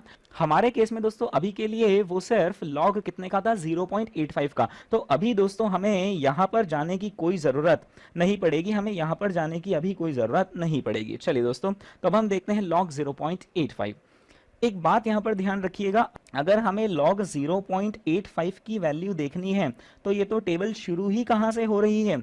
क्या ये डेसिमल से शुरू हो रही है या ये सिंगल डिजिट से शुरू हो रही है या ये तो सीधे डबल डिजिट से शुरू हो रही है? ये दोस्तों सीधे डबल डिजिट से शुरू हो रही है। तो लॉग देखते वक्त दोस्तों रूल होता है कि आप ये डेसिमल पॉइंट को इग्नोर कर दें और अब आप इस नंबर को पढ़ें। दोस्तों नाउ दिस नंबर इज 85 है ना। 85 के पहले 0 कितने भी लगा दो, यहाँ पर अब उसकी कोई वैल्यू नहीं है जब हमने डेसिमल पॉइंट ही हटा दिया। तो दोस्तों लॉग देखते वक्त डेसिमल पॉइंट को इग्नोर किया जाता है और हम डायरेक्टली वैल्यू किसकी देखेंगे? लॉग 85 की। ओके दोस्तों, log 85 के लिए हम टेबल में नीचे स्क्रॉल करते हैं। ये log 49 की वैल्यूज है, लेकिन हमें तो log 85 तक जाना है। ओके, ये आ गया दोस्तों 85 और 85 के ठीक सामने वैल्यू लिखी है 9294 है ना। तो log 85 की वैल्यू होती है 9294। ओके, हम दोस्तों वापस से वहां पर आते हैं। log 85 की वैल्यू, ओके, log 85 की वैल्यू दोस्तों हम देखते हुए आए हैं 9294। बाय डिफॉल्ट लॉग की जो भी वैल्यू ऑब्टेन होती है बाय डिफॉल्ट वो डेसिमल पॉइंट की टर्म्स में ही ऑब्टेन होती है। यानी वहां पर जो log 85 की वैल्यू 9294 थी ना, वो 9294 नहीं थी, वो 0.9294 थी। ओके, अब दोस्तों इसके बाद ये देखा जाता है कि हमें आखिर कितने डिजिट नंबर का लॉग देखना था। ओके दोस्तों, अगर ये होता 72, लेट से यहां पर 72 लिखा होता तो फिर वो 72 कितना डिजिट नंबर होता है? 2 डिजिट नंबर। अगर दोस्तों 7 लिखा होता तो वो क्या होता? 1 डिजिट नंबर। लेकिन अगर 0.7 लिखा हुआ है तो it is considered as a 0 digit number in terms of log. तो दोस्तों यहां पर क्योंकि 0.85 का लॉग देखा है, 1.85 का नहीं देखा। अगर 1.85 होता तो वो 1 डिजिट नंबर होता, अगर 11.85 होता तो वो 2 डिजिट नंबर होता, लेकिन ये तो 0.85 है, so it is considered as a 0 digit number in terms of log. Rule ये है कि जितने डिजिट नंबर का लॉग देखना था उसमें से 1 माइनस कर दो। हमें दोस्तों कितने डिजिट नंबर का लॉग देखना था? 0 डिजिट नंबर था हमारा। आप 0 में से 1 माइनस कर दो, तो 0 में से 1 माइनस करा तो कितना आ जाएगा? -1। और -1 को यहां पर डेसिमल के पहले आकर ऐड कर दो। दोस्तों लॉग की भाषा में -1 को ऐसा -1 नहीं लिखा जाता है, ये गलत है। लॉग की भाषा में -1 कैसे लिखा जाता है? 1 बार की तरह लिखा जाता है। और एक और खास बात, यहां पर इस नंबर को -1.9294 नहीं पढ़ते हैं। मैं फिर से रिपीट कर रहा हूं, इस नंबर को -1.9294 नहीं पढ़ते हैं, इसे पढ़ते हैं -1 प्लस 0.9294, राइट। अगर -1.9294 ही बढ़ना था ना तो फिर यही लगा देते हैं माइनस, राइट। लेकिन ऊपर माइनस लगाने का यहां पर मतलब ही यही है that it is read as -1 plus 0.9294। Okay, दोस्तों यहाँ पर -1 प्लस 0.9294 का मीनिंग ये है कि कल को कभी इस नंबर को सिंप्लीफाई करने की बारी आए तो कैलकुलेटर में सिंपल क्या कर लेना, -1 लिखना, उसे मेमोरी में प्लस कर देना, या फिर 1 लिखकर मेमोरी में माइनस कर देना, और फिर उसके बाद 0.9294 को मेमोरी में प्लस कर देना, तो फिर वो सिंप्लीफाई हो जाएगा। ठीक है, चलिए दोस्तों, अब इसके बाद हमें देखना है लॉग ऑफ 2। लॉग ऑफ 2 देखते हैं दोस्तों हम उस टेबल में, आखिर लॉग ऑफ 2 कैसे देखा जाता है। ओके, तो दोस्तों वापस से हम आ जाते हैं लॉग टेबल्स पर। अब हमें लॉग किसका देखना है, log of 2। Now the problem is that 2 is a single digit number, जबकि हमारी जो लॉग टेबल शुरू होती है वो शुरू ही कहां से होती है, डबल डिजिट नंबर से शुरू होती है। तो आप क्या करते हो, यहां पर मन से 0 इमेजिन कर लेते हो, राइट, ये रूल है। अगर आपका नंबर छोटा पड़ रहा हो तो मन से आगे आप 0 इमेजिन कर लेना उस टेबल में वैल्यू देखते वक्त। ठीक है, तो दोस्तों अब हम यहाँ पर log 20 की वैल्यू देखेंगे। log 20 की वैल्यू आती है 3010। ओके, तो दोस्तों अब हम इस वैल्यू को वहां पर पुट करते हैं। log 20 की वैल्यू थी 3010। बाय डिफॉल्ट ये जो log की वैल्यूज आती है वो कैसे आती है, डेसिमल की टर्म्स में आती है, तो 3010 शुड बी रेड एज 0.3010। उसके बाद ये देखा जाता है कि हमने कितने डिजिट नंबर का log देखा, सो 2 इज अ 1 डिजिट नंबर। अब इसमें से 1 माइनस कर दो, तो 1 डिजिट नंबर था और 1 हमने फिर से माइनस कर दिया, तो क्या बचा, 0। 0 को यहाँ पर डेसिमल पॉइंट के पहले आकर ऐड कर दो, तो इट बिकम 0.3010। ठीक है, ओके दोस्तों, अगर हमें इसे सिंप्लीफाई करना है तो देखना हम इसे सिंप्लीफाई कैसे करेंगे। आप कैलकुलेटर में 1 लिखकर उसे मेमोरी में माइनस कर लीजिए, और फिर उसके बाद 0.9294 को आप मेमोरी में प्लस कर लीजिए, मेमोरी रिकॉल कर लीजिए, ये आता है माइनस का 0.0706, माइनस का 0.0706 डिवाइडेड बाय 0.3010। अगर हमें इसे फर्दर सॉल्व करना है तो हम क्या करेंगे, इसको डिवाइड कर देंगे 0.3010 से, तो दोस्तों ये आता है माइनस का 0.23455। ओके, 0.23455 या फिर 45 तक भी हम लिख सकते हैं। ओके दोस्तों, ये हमने b की वैल्यू पता कर ली। अब मैं आपको सबसे पहले इस पर्टिकुलर इक्वेशन में डेटा रखकर कैसे सॉल्व करना वो सिखाता हूं, उसके बाद इस इक्वेशन में डेटा रखकर कैसे सॉल्व करना वो सिखाता हूं। दोनों में से किसी भी केस में हम सॉल्व कर सकते हैं, फाइनल आंसर हमारा सेम ही आता है। ओके चलिए दोस्तों, अब हम इस इक्वेशन में सबसे पहले डेटा फिट कर रहे हैं। log ऑफ yx, तो यहाँ पर yx में x की जगह क्या लिख देंगे, 3, because we wanted to know how much is the average time for 3 units, is equal to log of a। तो दोस्तों a की वैल्यू कितनी थी, 2500। Okay, plus b log x, तो दोस्तों b की वैल्यू कितनी आई है, माइनस का 0.23455 multiply by log of x। यहाँ पर x की वैल्यू क्या है, 3 है। चलिए दोस्तों हम इसे सॉल्व करते हैं। अब हमें log 2500 की वैल्यू चाहिए, तो हम इस टेबल में आ जाते हैं और इस टेबल में अब हम ढूंढते हैं log 2500 की वैल्यू। ओके, log 2500 की वैल्यू ढूंढते वक्त हमें दोस्तों इस कॉलम में जाना पड़ेगा और इस कॉलम में हमें मिलेगा 25। तो इस कॉलम में दोस्तों ये रहा 25 और 25 के सामने लिखा है 3979। ओके, 25 तो हो गई है शुरू की 2 डिजिट्स, है ना। ओके, इसके बाद क्या लिखा है, 00। तो एक्चुअली इनकी कोई वैल्यू नहीं, आप चाहो तो यहाँ पर देख लो, हम वैसे भी 0 के ही कॉलम में देख रहे हैं। और दोस्तों यहाँ पर मीन डिफरेंस शुरू ही कहाँ से होते हैं, 1 से। तो 4th डिजिट अगर 0 है तो कोई मीन डिफरेंस नहीं होता है। हाँ, अगर कुछ मीन डिफरेंस आता है तो फिर उसे ऐड किया जाता है। अभी के लिए दोस्तों log 2500 की वैल्यू होती है 3979। ओके, तो यहाँ पर हम लिखते हैं 3979। बाय डिफॉल्ट ये जो हमने वैल्यू देखी वो कैसे आती है, डेसिमल पॉइंट की टर्म्स में आती है। इसके बाद दोस्तों हमने कितने डिजिट नंबर का लॉग देखा, 4 डिजिट नंबर का लॉग देखा, उसमें से 1 हम लेस कर देते हैं, तो कितना बचता है, 3। तो दोस्तों यहाँ पर log 2500 की वैल्यू होती है 3.3979।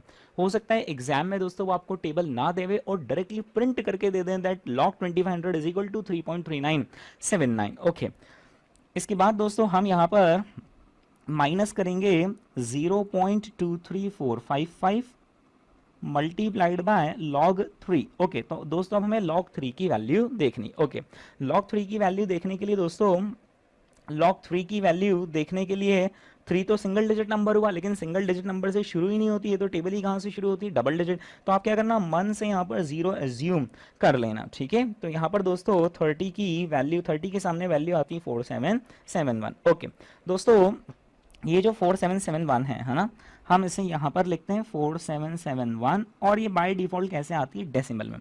अब दोस्तों कितने डिजिट नंबर का हमें लॉग देखना था, 1 डिजिट नंबर का हमें लॉग देखना था, उसमें से 1 माइनस कर दें, कितना बचा 0, तो यहाँ पर लाकर हम 0 ऐड कर देंगे। ओके, अब हम दोस्तों इसे सिंप्लीफाई कर लेते हैं। तो आप क्या करेंगे, कैलकुलेशन 0.4771 मल्टीप्लाइड बाय 0.23455 और उसे आप मेमोरी में माइनस कर लें और फिर 3.3979 को मेमोरी में प्लस कर लें। तो दोस्तों कैलकुलेशन आता है 3.28599। ओके, 3.28599 को मैं यहाँ पर 3.2860 लिख देता हूँ, राइट। ओके, राउंड ऑफ करते हुए मैंने लिखा 3.2860। लेकिन दोस्तों ये जो वैल्यू आई है ये y3 की वैल्यू नहीं, ये किसकी वैल्यू है, log y3 की वैल्यू। हमें log y3 की वैल्यू नहीं चाहिए थी, हमें तो किसकी वैल्यू चाहिए थी, y3 की। हमें लेफ्ट हैंड साइड से log हटाना होगा। लेफ्ट हैंड साइड से log हटाने के लिए दोस्तों हमें अब लेना होगा एंटी लॉग। अगर हम एंटी लॉग ले लेंगे, दोनों ही तरफ अगर हम एंटी लॉग ले लेंगे तो इस तरफ तो लेफ्ट हैंड साइड में तो log और एंटी लॉग दोनों एक दूसरे से कैंसिल हो जाएंगे और अकेला कौन बचेगा, y3। और राइट हैंड साइड में it will become anti log of 3.2860। Okay, तो दोस्तों यहाँ पर मैं दोनों तरफ एंटी लॉग ले रहा हूँ और जब मैं यहाँ पर एंटी लॉग लूंगा लेफ्ट हैंड साइड में तो एंटी लॉग और लॉग एक दूसरे से कैंसिल हो जाएंगे और सिर्फ बचेगा y3। लेकिन हाँ, राइट हैंड साइड में it will become anti log of 3.2860। कुछ स्टूडेंट को ऐसे भी सोच सकते हैं कि हमने लॉग को लेफ्ट हैंड साइड से राइट हैंड साइड पर भेज दिया तो ये क्या बन गया, एंटी लॉग। ओके, अब हमें एंटी लॉग देखना है किसका, 3.2860 का। अगेन मैं ये अज्यूम करके चल रहा हूँ कि आपको एंटी लॉग्स देखने आते हैं, अगर नहीं आते हैं तो फिर दोस्तों आप उस सेपरेट वीडियो को देख लें जहां मैंने सिखाया कि लॉग और एंटी लॉग की टेबल्स कैसे देखी जाती है। ओके, एंटी लॉग देखते हैं दोस्तों 3.2860 का। तो अब हम चलते हैं एंटी लॉग टेबल पर। ओके, ये रही दोस्तों एंटी लॉग टेबल। अब हम एंटी लॉग देखना चाहते थे 3.2860 का। दोस्तों बाय डिफॉल्ट रूल ये होता है कि एंटी लॉग हमेशा डेसिमल के बाद वाली वैल्यूज का ही देखा जाता है, यानी 3.2860 का एंटी लॉग नहीं देखते हैं टेबल में। टेबल में तो 0.2860 का ही एंटी लॉग देखा जाता है। अब हम देखते हैं दोस्तों यहाँ पर 0.2860 का एंटी लॉग। तो फर्स्ट कॉलम में क्या आपको 0.28 नजर आ रहा है, ओके। 0.28 के ठीक सामने वैल्यू लिखी कितनी, 1905। लेकिन दोस्तों गौर फरमाए ये जो वैल्यू आ रही ना 1905, ये आ रही है 0.280 की वैल्यू। हमें तो किसकी वैल्यू देखनी है, 0.2860। तो हमें कौन से कॉलम पर मूव करना पड़ेगा, 6th कॉलम पर हमें मूव करना पड़ेगा और इस कॉलम में देखना पड़ेगा हमें आखिर 0.28 के सामने क्या वैल्यू है। ओके, तो दोस्तों 0.28 के सामने वैल्यू आ रही है 1932। ओके, तो ये 1905 हमारे काम की वैल्यू नहीं है, 1932 हमारे काम की वैल्यू। ये दोस्तों किसकी वैल्यू हो गई, 0.286 की। अब क्योंकि उसके आगे 0 लिखा है तो 0 का कोई मीन डिफरेंस नहीं होता है, राइट। तो हमारे लिए फाइनल आंसर कितना है, 1932। ओके, हम आते हैं दोस्तों उस पर, 1932 वैल्यू यहां पर लेते हैं 1932। ओके, दोस्तों जो एंटी लॉग टेबल में वैल्यू देखते हैं ना वो तो डेसिमल के बाद की देखते हैं, यानी 0.2860 की देखते हैं। लेकिन ये जो डेसिमल के पहले लिखा है ना 3, इसका भी दोस्तों यूज होता है। ये जो भी नंबर लिखा है डेसिमल के पहले, हमारे केस में क्या लिखा है 3, उसमें दोस्तों 1 ऐड कर देते हैं तो 3 + 1 बिकम्स 4 और 4 डिजिट्स के बाद जाकर हम डेसिमल पॉइंट लगा देते हैं। ओके दोस्तों, यहां पर हम 4 डिजिट्स के बाद जाकर डेसिमल पॉइंट लगा देंगे। अगर 1 डिजिट के बाद डेसिमल पॉइंट लगाने का बोलते हैं, अगर 1 डिजिट के बाद डेसिमल पॉइंट लगाने का बोलते तो हम यहां लगाते। अगर 2 डिजिट के बाद डेसिमल पॉइंट लगाने का बोलते तो फिर हम यहां लगाते, 19 के बाद लगाते, यहां से हटा देते। और 3 डिजिट के बाद बोलते तो हम 193 के बाद लगाते। लेकिन हमें तो क्या बोला गया कि कितने डिजिट के बाद डेसिमल पॉइंट लगाना है, 1932 में कितने डिजिट्स के बाद डेसिमल पॉइंट लगाना है, 4 डिजिट्स। यानी डेसिमल पॉइंट कहां लग जाएगा, यहां। यानी अल्टीमेटली आंसर कितना आता है, 1932। दोस्तों इस आंसर को पढ़ते कैसे हैं वो समझें। y का मतलब क्या होता है, average. So average for 3 units is 1932। अब दोस्तों 1932 आवर्स है या रुपीज है वो डिपेंड करता है कि आपने यहाँ पर डेटा फिट करते वक्त फर्स्ट यूनिट का डेटा क्या रखा था। तो हमने क्या रखा था, आवर्स। तो ये 1932 क्या हो गए हैं, आवर्स। यानी average time for 3 units is 1932 hours. ठीक है, अब दोस्तों इस एवरेज टाइम को अगर हम हमारे उस क्वेश्चन की टेबल में पुटअप कर देंगे तो हमें सारे आंसर्स मिल जाएंगे। एक बार देख लेते हैं दोस्तों हम उसे। ओके, तो दोस्तों यहां पर हम लिख रहे हैं 1932 आवर्स।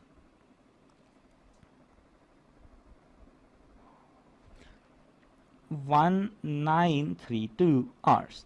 ये 1932 आवर्स क्या हो गया, एवरेज फॉर 3 यूनिट्स। दोस्तों हम इस 1932 आवर्स को मल्टीप्लाई किससे कर देंगे, 3 से, तो ये कितना हो जाता है 5796, और इस 5796 में से हम क्या माइनस कर देंगे कि 2 यूनिट्स का टोटल टाइम कितना था 4250 आवर्स। अब जैसे ही हमने माइनस किया 5796 माइनस 4250, तो ये आता है 1546 आवर्स हमें लगे हैं थर्ड यूनिट में। ओके, क्या हम दोस्तों फोर्थ यूनिट का टाइम भी आसानी से निकाल सकते हैं, yes, 7225 is the total time for 4 units minus time for 3 units is 5796, यानी कि दोस्तों फोर्थ यूनिट का टाइम आता है 1429 आवर्स। ठीक है, तो दोस्तों इस तरीके से हम यहाँ पर लर्निंग कर्व रेशियो को लगाते हैं। अगर 1 2 4 8 16 32 में जा रहा है तो फिर तो दोस्तों लर्निंग कर्व रेशियो से काम हो जाएगा। अगर उसके बीच में 3 5 6 7 9 ऐसा कुछ आ रहा है तो फिर हमें लर्निंग कर्व इक्वेशन को यूज करना पड़ेगा। ओके दोस्तों, इस पर्टिकुलर जगह पर हमने देखा था कि लॉगरिथमिक वर्जन इस इक्वेशन का आखिर कैसे अप्लाई होता है। कभी कभी एग्जाम में इस पर्टिकुलर वर्जन को अप्लाई करने के लिए ही डेटा दिया हुआ होता है। मैं आपको बता देता हूं कि इस पर्टिकुलर वर्जन को अप्लाई करने के लिए डेटा आखिर कैसे दिया होगा। अगर इस पर्टिकुलर वर्जन को अप्लाई करना है तो फिर हमें एवरेज टाइम चाहिए फॉर 3 यूनिट्स। उसके लिए ए की वैल्यू क्या हो जाएगी 2500 मल्टीप्लाई बाय क्या, x की वैल्यू क्या 3 raise to the power b। b की दोस्तों हमने वैल्यू कितनी निकाली थी, माइनस का 0.23455 माइनस का 0.23455। अब दोस्तों वो लोग एग्जाम में क्या कर सकते हैं, अगर वो हम पर मेहरबान हैं तो वो क्या करेंगे कि 3 raise to the power minus 0.23455 की वैल्यू वो हमें डायरेक्टली कैलकुलेट करके ही दे देंगे, यानी पेपर में ही प्रिंट हो जाएगा that 3 raise to the power minus 0.23455 is equal to इतना। और बस जैसे ही उन्होंने वैल्यू दे दी तो वो वैल्यू लिखना, उसको 2500 से मल्टीप्लाई करना, आपको आंसर ही मिल जाएगा। ठीक है, ये वाला तरीका हमें अपनाना है या फिर लॉग वाला तरीका, वो क्वेश्चन के अंदर उन्होंने कैसी वैल्यूज दे रखी उस पर डिपेंड करता है। दोस्तों इस पर्टिकुलर तरीके को सॉल्व करने के लिए हमारे पास एक शॉर्ट ट्रिक भी होती है, वो होती है कि हम 3 raise to the power minus 0.23455 को ही सॉल्व कर लें हमारे कैलकुलेटर पर, और 3 raise to the power minus 0.23455 solve हो सकता है। उस ट्रिक से सॉल्व हो सकता है जो हमने एसएफएम में समझी है, वो अंडर रूट 12 टाइम्स वाली ट्रिक नहीं थी।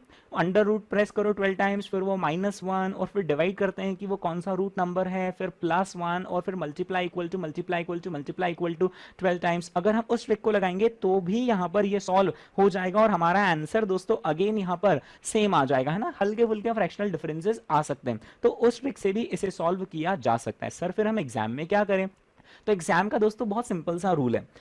अगर उन्होंने लॉग की वैल्यूज दे रखी, इसका मतलब है कि वो आपसे इसी तरीके से सॉल्व करवाना चाहते हैं, इसी तरीके से सॉल्व करें तभी आपका प्रेजेंटेशन उनसे मैच होगा।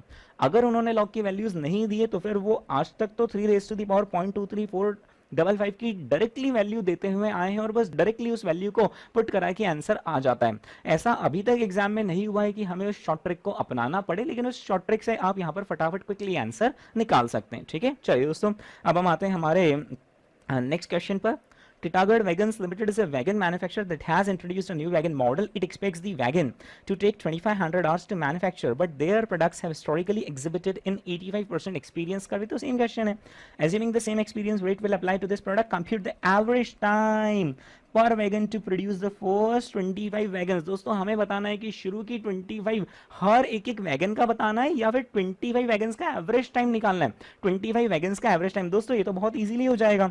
हमें यहाँ पर 25 वैगन्स तक अगर जाना है तो हमें लर्निंग कर्व रेशियो मदद करेगा या हमें लर्निंग कर्व इक्वेशन का सहारा लेना पड़ेगा। दोस्तों लर्निंग कर्व इक्वेशन का हमें सहारा लेना पड़ेगा। ओके तो दोस्तों यहाँ पर ए की वैल्यू कितनी आ जाएगी 2500। बी की वैल्यू दोस्तों हमने जो पहले निकाली थी -0.23455 वही ले लेंगे, और फिर यहाँ पर x की वैल्यू क्या हो जाएगी कि भाई हमें कितनी यूनिट्स तक जाना है 25 यूनिट्स तक जाना है। बस अब हम यहाँ पर इसमें डेटा को अप्लाई कर देंगे। a की जगह पर हम रख देंगे 2500 मल्टीप्लाई बाय x की जगह पर हम रख देंगे 25 raise to the power minus का 0.23455। ओके अब एग्जाम में अगर उन्होंने इसकी डायरेक्ट वैल्यू दे रखी है तो वो डायरेक्ट वैल्यू पुट करना, 2500 से मल्टीप्लाई करना, आपका एवरेज टाइम ही निकल जाएगा for 25 units and that's it, question is done. लेकिन अगर दोस्तों उन्होंने लॉग टेबल दे रखी है तो फिर आपको यहाँ पर लॉग लेने पड़ेंगे, है ना। लॉगरिथमिक वर्जन आपको यूज करना पड़ेगा। लॉगरिथमिक वर्जन होता है log of yx is equal to log of a plus b log x। Okay जिसमें log a की वैल्यू हो जाएगी log ऑफ 2500 प्लस b की वैल्यू हो जाएगी माइनस का 0.23455 multiplied by log of x यानी कि log ऑफ 25। ओके दोस्तों log 2500 की वैल्यू हमने इसके पहले निकाली थी, हम वहीं से ही यहाँ पर कॉपी कर लेते हैं log 2500 की वैल्यू। दोस्तों log 2500 की वैल्यू थी 3.3979, ओके 3.3979, 3.3979 प्लस माइनस का 0.23455, ओके मल्टीप्लाई बाय क्या करना है log 25, तो log 25 की वैल्यू आएगी 0.3979 आएगा। जब आप log टेबल में देखेंगे 25 की वैल्यू तो वो आएगी 0.3979। और फिर कितने डिजिट नंबर का हमने log देखा है, 2 डिजिट नंबर का हमने log देखा है। इसमें दोस्तों 1 माइनस करना है या 1 प्लस करना है log के वक्त। तो एग्जाम में ऐसे कन्फ्यूजन आ सकते हैं कि यार एक बार ना माइनस करते हैं कभी और एक बार ना कभी 1 प्लस करते हैं, पर ये नहीं पता कि लॉग के वक्त माइनस करते हैं या प्लस, और ये नहीं पता कि एंटी लॉग के वक्त माइनस करते हैं या प्लस। तो बहुत सिंपल सा रूल है दोस्तों, इसे याद रखने का, L for log, L for less, A for anti log, A for add. तो आप क्या करना, अगर लॉग की वैल्यू देखनी, 25 की वैल्यू देखनी, तो बीइंग अ 2 डिजिट नंबर आप इसमें से 1 माइनस कर लेना, बचा कितना 1। आप उस 1 को यहां पर आकर लिख देना डेसिमल के पहले, ठीक है ओके। हाँ यही अगर हम एंटी लॉग देखते हैं तो एंटी लॉग में ए फॉर एंटी लॉग तो ए फॉर ऐड, तो वहां पर क्या किया जाता है, ऐड किया जाता है, ठीक है दोस्तों। अब आप इसे कैलकुलेटर पर सॉल्व कर लें, अब इसका आंसर ही निकाल लेते हैं, ट्राई हम टैली कर लेते हैं कि हमें कितना समझ में आया। तो 1.3979 मल्टीप्लाई बाय 0.23455 को माइनस में ले लेंगे और 3.3979 को हम प्लस में ले लेंगे, ये आता है 3.0700, 3.0700। लेकिन ये जो वैल्यू आई, ये किसकी वैल्यू आई, log y25 की वैल्यू आई। हमें तो किसकी वैल्यू चाहिए, y25, तो log को इस तरफ भेज देंगे हम, तो ये क्या बन जाएगा, एंटी लॉग, ओके। तो अल्टीमेटली ये आता है y25 is equal to anti log of 3.0700, okay. अब हमें दोस्तों एंटी लॉग की टेबल में 0700 का एंटी लॉग देखना होगा, ओके 0700, ये हम दोस्तों एंटी लॉग की ही टेबल पर हैं, और यहाँ पर 0700 की वैल्यू आती है 1175, ठीक है। तो दोस्तों 1175 हम यहाँ पर लिखते हैं, 1175 लिखा, और अब यहाँ पर कितना नंबर लिखा हुआ है, 3 लिखा हुआ है, राइट। एंटी लॉग के पहले जो वैल्यू लिखी, क्या लिखी, 3, इसमें 1 ऐड कर देना, कितना आ गया 4, और 4 डिजिट्स के बाद जाकर डेसिमल पॉइंट लगाना। तो दोस्तों 4 डिजिट्स के बाद डेसिमल पॉइंट लगेगा, यानी कि 1175 के बाद ही लगेगा, तो अल्टीमेटली आंसर कितना आता है, 1175 आवर्स हमारा आंसर होता है। 1175 hours is the average time to produce 25 units, okay. ये दोस्तों हमने लॉग से रिलेटेड क्वेश्चंस को कंप्लीट किया। अब लॉग से रिलेटेड एग्जाम में कुछ बातें हैं जो कि आपको ध्यान रखनी है, पॉइंट्स टू रिमेंबर, कुछ स्पेशल सिचुएशंस में यहाँ पर आपको एड्रेस कर रहा हूं। इसमें से एक सिचुएशन तो दोस्तों recent one of the attempts में पूछी भी गई है, okay. Multiplying learning curve ratio gives us average time and not the specific time. तो दोस्तों ये तो हम पहले ही सीख चुके हैं, क्योंकि लर्निंग कर्व रेशियो के फॉर्मूले में डेटा ही कौन सा फिट हुआ, average for 2n divided by average for n। तो लर्निंग कर्व रेशियो निकला भी जब पहली बार पता किया गया कंपनी द्वारा, तो पता भी किसके बेसिस पर किया गया, एवरेज। अब आप दोस्तों अगर लर्निंग कर्व रेशियो को यूज भी करना चाहते हो तो आपको एवरेज टाइम ही उठाना पड़ेगा फर्स्ट यूनिट का या 2 यूनिट्स का, उसे लर्निंग कर्व रेशियो से मल्टीप्लाई करना पड़ेगा, तो आपको मिलेगा भी क्या, एवरेज, ठीक है। What happens when learning curve theory stops at some point? If at some point of time the worker becomes experienced, the worker becomes an expert, तो फिर उस केस में दोस्तों लर्निंग कर्व थ्योरी स्टॉप हो जाएगी। इसका मतलब ये है कि जो लर्निंग कर्व है ना, वो किसी पॉइंट पर आकर हो सकता है स्टॉप हो जाए और अब फर्दर रिडक्शन पॉसिबल नहीं हो, यानी कि किसी पॉइंट पर हो सकता है कि बस बहुत हो चुका, अब ये जो समय लग रहा है इससे नीचे समय ले जाना पॉसिबल ही नहीं है। तो फिर दोस्तों ऐसे केसेस में देखना हमें क्या करना पड़ता है। फॉर एग्जाम्पल अगर प्रीवियस क्वेश्चन में उन्होंने हमें बोला है कि शुरू के 25 प्लेन्स तक तो हमारी लर्निंग लगेगी, लेकिन उसके बाद हमारी लर्निंग स्टॉप हो जाएगी। लेट अस से ये है 25, ओके ये है फर्स्ट यूनिट, ये है सेकंड यूनिट। हमने देखा था कि फर्स्ट यूनिट में हमें 2500 आवर्स लग रहे हैं, है ना, ओके। और फिर उसके बाद सेकंड यूनिट का भी हमने टाइम निकाल लिया था, third fourth unit and so on, और उनका कहना है बस 25 यूनिट्स पर जाकर हमारी लर्निंग स्टॉप हो जाएगी, अब बस इसके आगे वही सेम चीज कंटिन्यू होगी। लेट अस से मैं प्रीवियस क्वेश्चन ही ले लेता हूं, है ना। तो प्रीवियस क्वेश्चन में दोस्तों हमारा जो y25 आया था वो कितना आया था,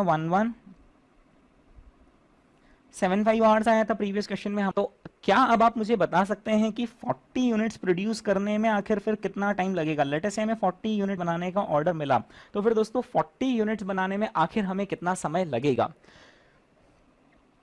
क्या हम ऐसा बोल सकते हैं कि 26 से लगाकर 40, 26 से लगाकर कितना 40, यानी नेक्स्ट 15 यूनिट्स में हमें हर यूनिट में 1175 आवर्स लगेंगे। 25 से लगाकर 40 यानी कि नेक्स्ट 15 यूनिट्स में हमें हर यूनिट में 1175 आवर्स लगेंगे। अगर ऐसा सोचते हैं तो आप गलत हैं, बिकॉज 1175 आवर्स क्या 25th यूनिट का टाइम है या 25 यूनिट्स का एवरेज टाइम है? 1175 जो हमने निकाला था वो क्या था? वो था एवरेज टाइम फॉर 25 यूनिट्स। लेकिन जब 25th यूनिट के बाद लर्निंग खत्म होगी तो 26th यूनिट में कौन सा टाइम लगेगा? 25 यूनिट्स का एवरेज या 25th यूनिट का स्पेसिफिक टाइम? 25th यूनिट का स्पेसिफिक टाइम, क्योंकि 1175 के अंदर तो 1 से लेकर 25 यूनिट तक जो समय लगा है ना, ये उसका एवरेज है। पर अब जब 26th यूनिट में समय लगेगा तो वो 1 से लेकर 25 यूनिट तक का एवरेज टाइम नहीं लगेगा, बल्कि वो 25th यूनिट का स्पेसिफिक टाइम लगेगा। यानी कि दोस्तों इस केस में देखना हमें क्या मेहनत करनी पड़ेगी। y25 जो हमने निकाला है, y25 हमें क्या रिफ्लेक्ट करता है? Average time for 25 units. कितना आया? 1175 hours, but this is average time for first 25 units, this is not the time for 25th unit. आपको पता करना पड़ेगा कि आगे 25th यूनिट में हमें स्पेसिफिकली कितना समय लगा है। वो पता करने के लिए देखना दोस्तों क्या करना पड़ेगा, आपको y24 कैलकुलेट करना पड़ेगा। हम यहां पर कैलकुलेट नहीं कर रहे, मैं सिर्फ आपको स्कीम बता रहा हूं कि आखिर 25th यूनिट का स्पेसिफिक टाइम कैसे निकालेंगे। तो दोस्तों 25th यूनिट का स्पेसिफिक टाइम निकालने के लिए आपको 24 यूनिट्स का एवरेज टाइम निकालना पड़ेगा। ओके, जब आप y24 निकालेंगे तो ये आ जाएगा एवरेज टाइम फॉर 24 यूनिट्स। बस अब समझो हम मंजिल के बेहद करीब हैं। जो भी 24 यूनिट्स का एवरेज टाइम आ जाए, ओके, आप क्या करना, उस 24 यूनिट्स के एवरेज टाइम को किससे मल्टीप्लाई कर लेना? 24 यूनिट से। तो ये क्या आ जाएगा? Total time for 24 units. ये आ जाएगा total time for 24 units. Similarly ऊपर जो आपने एवरेज टाइम निकाला है 25 यूनिट्स का, आप उसे मल्टीप्लाई किससे कर लेना? 25 यूनिट से। तो दोस्तों ये क्या आ जाएगा? Total time for 25 units. बस अब आप सिंपल क्या कर लेना, ये जो टोटल टाइम फॉर 25 यूनिट्स है ना, इसमें से टोटल टाइम फॉर 24 यूनिट्स को माइनस कर लेना, तो आपको आ जाएगा कि 25th यूनिट का आखिर कितना समय, 25th यूनिट को बनाने में आखिर कितना समय लगा। वो जो 25th यूनिट का समय है वही 26, 27, 28, 29 से लगाकर 40 तक लगेगा। इस तरीके से दोस्तों हम पता कर पाएंगे 40 यूनिट्स का टोटल टाइम, अगर लर्निंग किसी पॉइंट ऑफ टाइम पर स्टॉप हो जाती है तो। अगर लर्निंग, मतलब आप इसको थंब रूल ऐसे बना सकते हैं कि लर्निंग अगर किसी पॉइंट पर जाकर स्टॉप हो जाए तो उस पॉइंट का जो एवरेज टाइम है वो हमारे किसी काम का नहीं, उस पॉइंट से एक कदम पीछे हटाना और वहां का एवरेज टाइम निकालना, राइट। और फिर ये देखना है कि उस पर्टिकुलर यूनिट में आखिर कितना समय लगा है। यहां पर एक और मिस्टेक आप हो सकते हैं एग्जाम में कर दें कि आप एवरेज टाइम फॉर 25 यूनिट्स में से average time for 24 units minus कर दें। ये भी गलत है, कभी भी एवरेज टाइम में से एवरेज टाइम माइनस नहीं होता है लर्निंग कर्व में। आप एवरेज टाइम फॉर 25 यूनिट्स को मल्टीप्लाई बाय 25 यूनिट्स करें ताकि मिल जाए कि 25 यूनिट्स का टोटल टाइम कितना है, और फिर 24 यूनिट्स के एवरेज टाइम को 24 से मल्टीप्लाई करें ताकि मिल जाए कि 24 यूनिट्स का टोटल टाइम कितना, और फिर दोनों का आप डिफरेंस निकाल सकते हैं। डायरेक्टली एवरेज में से एवरेज माइनस नहीं होगा, टोटल टाइम में से ही टोटल टाइम माइनस होगा, तो जाकर हमें टाइम मिलेगा 25th यूनिट का आखिर कितना टाइम है। ओके दोस्तों, इसके बाद एक और point remember, applicability of learning curve theory on overheads. अगर ओवरहेड्स पर लर्निंग कर्व थ्योरी एप्लीकेबल है या नहीं, वो डिपेंड करता है कि हमें ओवरहेड्स की एब्जॉर्प्शन रेट एग्जाम में आकर कैसी दे रखी है। दोस्तों वो 3 तरीके से हमें ओवरहेड्स की एब्जॉर्प्शन रेट देते हैं। हो सकता है कि वो हमें ओवरहेड्स की एब्जॉर्प्शन रेट पर यूनिट दे दें, या फिर पर आवर दे दें, या फिर as a percentage of labour cost दे दें। अगर ओवरहेड्स की एब्जॉर्प्शन रेट पर यूनिट है, यानी हमें तो क्वेश्चन में दे रखा है overheads are 5 rupees per unit, तो फिर अब आपको उन यूनिट्स को बनाने में कम समय भी लग रहा है तो भी अल्टीमेटली ओवरहेड्स में कोई बेनिफिट नहीं मिलेगा, बिकॉज हमारे ओवरहेड्स की रेट कैसी है? पर यूनिट। तो 1000 यूनिट्स अगर हमने बनाए और 5 रुपीज की रेट है पर यूनिट, तो 5000 रुपीज के ओवरहेड्स लगेंगे। जहां 2000 यूनिट्स बनाए तो 2000 यूनिट्स इंटू 5 रुपीज 10,000 रुपीज लगेंगे। यानी लर्निंग कर्व का बेनिफिट उन केसेस में ओवरहेड्स में नहीं मिलेगा। लेकिन अगर दोस्तों हमारी ओवरहेड्स की रेट कैसी है? पर आवर है। लेट अस से हमारे ओवरहेड्स की रेट है 5 रुपीज पर आवर, तो जैसे जैसे वर्कर अपना खुद का टाइम रिड्यूस करता चला जाएगा, हमारा ओवरहेड्स का एक्सपेंसेस भी कम होता चला जाएगा। या फिर अगर हमारे ओवरहेड्स की रेट है as a percentage of labour cost. For example उन्होंने बोला है overheads are 40% of labour cost, तो क्योंकि लर्निंग कर्व थ्योरी की वजह से लेबर की कॉस्ट रिड्यूस होगी तो हमारे ओवरहेड्स भी रिड्यूस होंगे, राइट। तो ओवरहेड्स पर लर्निंग कर्व थ्योरी एप्लीकेबल है या नहीं वो डिपेंड करता है कि रेट उन्होंने किस तरीके से क्वेश्चन में दे रखी है, राइट। यहां पर दोस्तों एक और आईसीएआई के पास कैच है, वो ये है कि वो हो सकता है कि आपको ओवरहेड्स की एब्जॉर्प्शन रेट खुद ही निकालने का बोले, यानी कि क्वेश्चन आपको कुछ ऐसा बता दे कि भाई हमारे ओवरहेड्स हैं 1 लाख रुपीस साल भर के, हमारा बजटेड प्रोडक्शन है 10,000 यूनिट्स और हमारे बजटेड आवर्स है 2500 आवर्स। तो अब आप चाहो तो 1 लाख रुपीस को डिवाइडेड बाय 10,000 यूनिट्स कर लो तो आपकी ओवरहेड्स की रेट कैसे निकल जाएगी पर यूनिट। और आप चाहो तो उस 1 लाख रुपीस को बजाय कि 10,000 से डिवाइड करो, आप किससे डिवाइड कर लो 2500 से आप डिवाइड कर लो तो आपकी ओवरहेड्स की रेट कैसे निकल जाएगी पर आवर। अब अगर आप यूनिट से डिवाइड करते हो तो रेट पर यूनिट निकलेगी और फिर ओवरहेड्स यूनिट्स के बेसिस पर निकलेंगे। अगर आप आवर से डिवाइड करते हो तो फिर रेट पर आवर निकलेगी और लेबर के टाइम के रिड्यूस होने के साथ साथ ओवरहेड्स भी रिड्यूस हो जाएंगे। नाउ द क्वेश्चन इज कि फिर एग्जाम में हम अगर उन्होंने हमें ओवरहेड्स की एब्जॉर्प्शन रेट नहीं दी हो बल्कि हमसे निकालने का बोला हो तो हम आखिर पर यूनिट निकालेंगे या फिर पर आवर निकालेंगे। दोस्तों डिफॉल्ट असम्पशन होता है, अगर क्वेश्चन साइलेंट हो तो डिफॉल्ट अजम्पशन होता है कि ओवरहेड्स की एब्जॉर्प्शन रेट कैसी है पर आवर है, राइट। तो उस केस में आप 2500 आवर से डिवाइड करना तो आपकी रेट आ जाएगी पर आवर, और जैसे जैसे फिर लेबर को टाइम कम लगेगा वैसे वैसे हमारे ओवरहेड्स भी कम लगेंगे, ठीक है। चलिए दोस्तों ये हमने लर्निंग कर्व थ्योरी से रिलेटेड सभी एस्पेक्ट्स को कंप्लीट किया, जिसमें हमने थ्योरेटिकल कॉन्सेप्ट्स भी देखे कि उसकी एप्लीकेबिलिटी के बारे में देखा, फिर उसके बाद हमने उसके प्रैक्टिकल क्वेश्चंस को भी देखा। ओके अब हम आते हैं दोस्तों हमारे नेक्स्ट क्वेश्चन पर। सीए फाइनल में 2019 में 10 मार्क का पूछा गया था दोस्तों ये सवाल अब रहा आपके सामने। DK International is developing a new product. During its expected life, 16,000 units of the product will be sold for rupees 102 per unit. Production will be in batches of 1,000 units throughout the life of the product. Okay, दोस्तों यहाँ पर जो production हो रहा है वो batches में हो रहा है और बैच साइज कितनी है 1,000 यूनिट्स की बैच साइज है। तो अगर हम 16,000 यूनिट्स इस प्रोडक्ट की प्रोड्यूस करना चाहते हैं यानी कि दोस्तों हमें कुल कितनी बैचेस बनानी पड़ेंगी, हमें 16 बैचेस ऑफ गुड्स को प्रोड्यूस करना पड़ेगा। Okay The direct labor cost is expected to reduce due to the effects of learning for the first 8 batches produced. Thereafter, the direct labor cost will remain constant at the same cost per batch as in the 8th batch. दोस्तों यहाँ पर learning अब stop हो रही है, कौन सी batch पर 8th batch पर, यानी कि शुरू की 8 बैचेस तक तो टाइम रिड्यूस होगा लेकिन जैसे ही हम 8th बैच पर आएंगे उसके बाद आगे हमारा टाइम कांस्टेंट हो जाएगा, right. Okay The direct labor cost of the first batch of 1,000 units is expected to be rupees 55,000. दोस्तों ये 55,000 direct labour cost per unit है या फिर ये फर्स्ट बैच की डायरेक्ट लेबर कॉस्ट है? फर्स्ट बैच की डायरेक्ट लेबर कॉस्ट है 55,000 rupees and 90% learning effect is expected to occur. हमारा लर्निंग कर्व रेशियो होता है 90%. The direct material and other non-labor related variable cost will be rupees 50 per unit throughout the life of the product. मतलब ये 50 rupees per unit क्या हो गया, इसके अंदर मटेरियल भी आ गया और इसके अंदर वेरिएबल ओवरहेड्स भी आ गए। Okay there are no fixed costs that are specific to the product. The learning index for a 90% learning curve is -0.152 और फिर 8 की पावर -0.152 की वैल्यू दे रखी है और 7 की पावर -0.152 की उन्होंने हमें वैल्यू दे रखी है। यानी मुझे ऐसा लग रहा है कि हमें शायद इस क्वेश्चन में लॉग तक जाने की इजाजत नहीं मिलेगी। ओके दोस्तों ये जो -0.152 ये आप समझते हो क्या है, ये है लर्निंग इंडेक्स और आप जानते हो लर्निंग इंडेक्स यानी क्या होता है बी, राइट। बी की वैल्यू जो होती है उसे हम क्या कहते हैं, learning index, index of learning, improvement exponent कहते हैं। Okay required calculate the expected direct labor cost of the 8th batch. हमें बताना है कि दोस्तों आखिर 8th बैच की डायरेक्ट लेबर की कॉस्ट आखिर कितनी होगी। ओके तो दोस्तों हम यहाँ पर डायरेक्ट लेबर कॉस्ट आखिर 8th बैच के लिए कैसे कैलकुलेट करेंगे, तो क्या हमें 8th बैच तक जाने के लिए दोस्तों लर्निंग कर्व इक्वेशन की जरूरत पड़ेगी? हम तो लर्निंग कर्व रेशियो से ही पहुंच जाएंगे, लर्निंग कर्व रेशियो से ही पहुंच जाएंगे।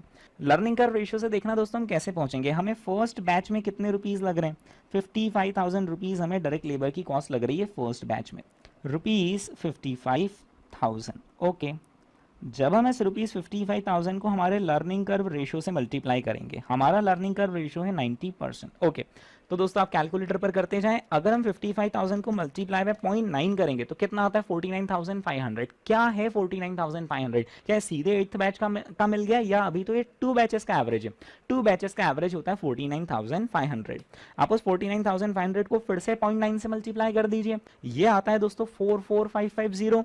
यानी एक तरीके से हमने 0.9 से कितनी बार मल्टीप्लाई कर दिया, 2 टाइम्स मल्टीप्लाई कर दिया, तो ये आ गया 44,550। This is average for 4 batches. इसे मल्टीप्लाई में फिर से 0.9 कर दीजिए, यानी कि हमने 0.9 से कितनी बार मल्टीप्लाई किया, 3 times, right. 0.9 raise to the power 3, तो ये आता है 40095। ओके, तो दोस्तों 40095 ये आता है average cost for how many batches, 8 batches. और ये फाइनल आंसर है?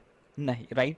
यहां पर क्वेश्चन ने हमसे 8 बैचेस का एवरेज पूछा है या 8th बैच का पूछा है? 8th बैच का पूछा है। ये जो 40095 आया है, this is average labour cost for 8 batches. This is average labour cost for 8 batches. अगर हमें 8th बैच का निकालना है तो हमें पता है क्या करना पड़ेगा? हमें दोस्तों यहाँ पर Y7 भी कैलकुलेट करना पड़ेगा, यानी average labour cost for 7 batches calculate करना पड़ेगा। ओके दोस्तों, उसको कैलकुलेट करने के लिए हमें लर्निंग कर्व इक्वेशन का सहारा लेना पड़ेगा। ax raise to the power b, जहां पर a का मतलब होता है एवरेज टाइम या फिर cost for the very first batch.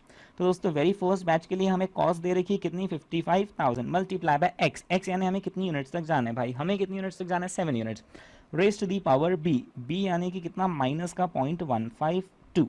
Okay, तो दोस्तों 55,000 मल्टीप्लाई बाय 7 की पावर माइनस 0.152।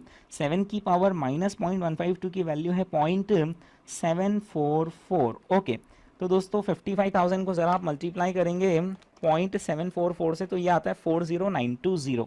ये आ गया 40920। What is 40920? Is average for 7 batches.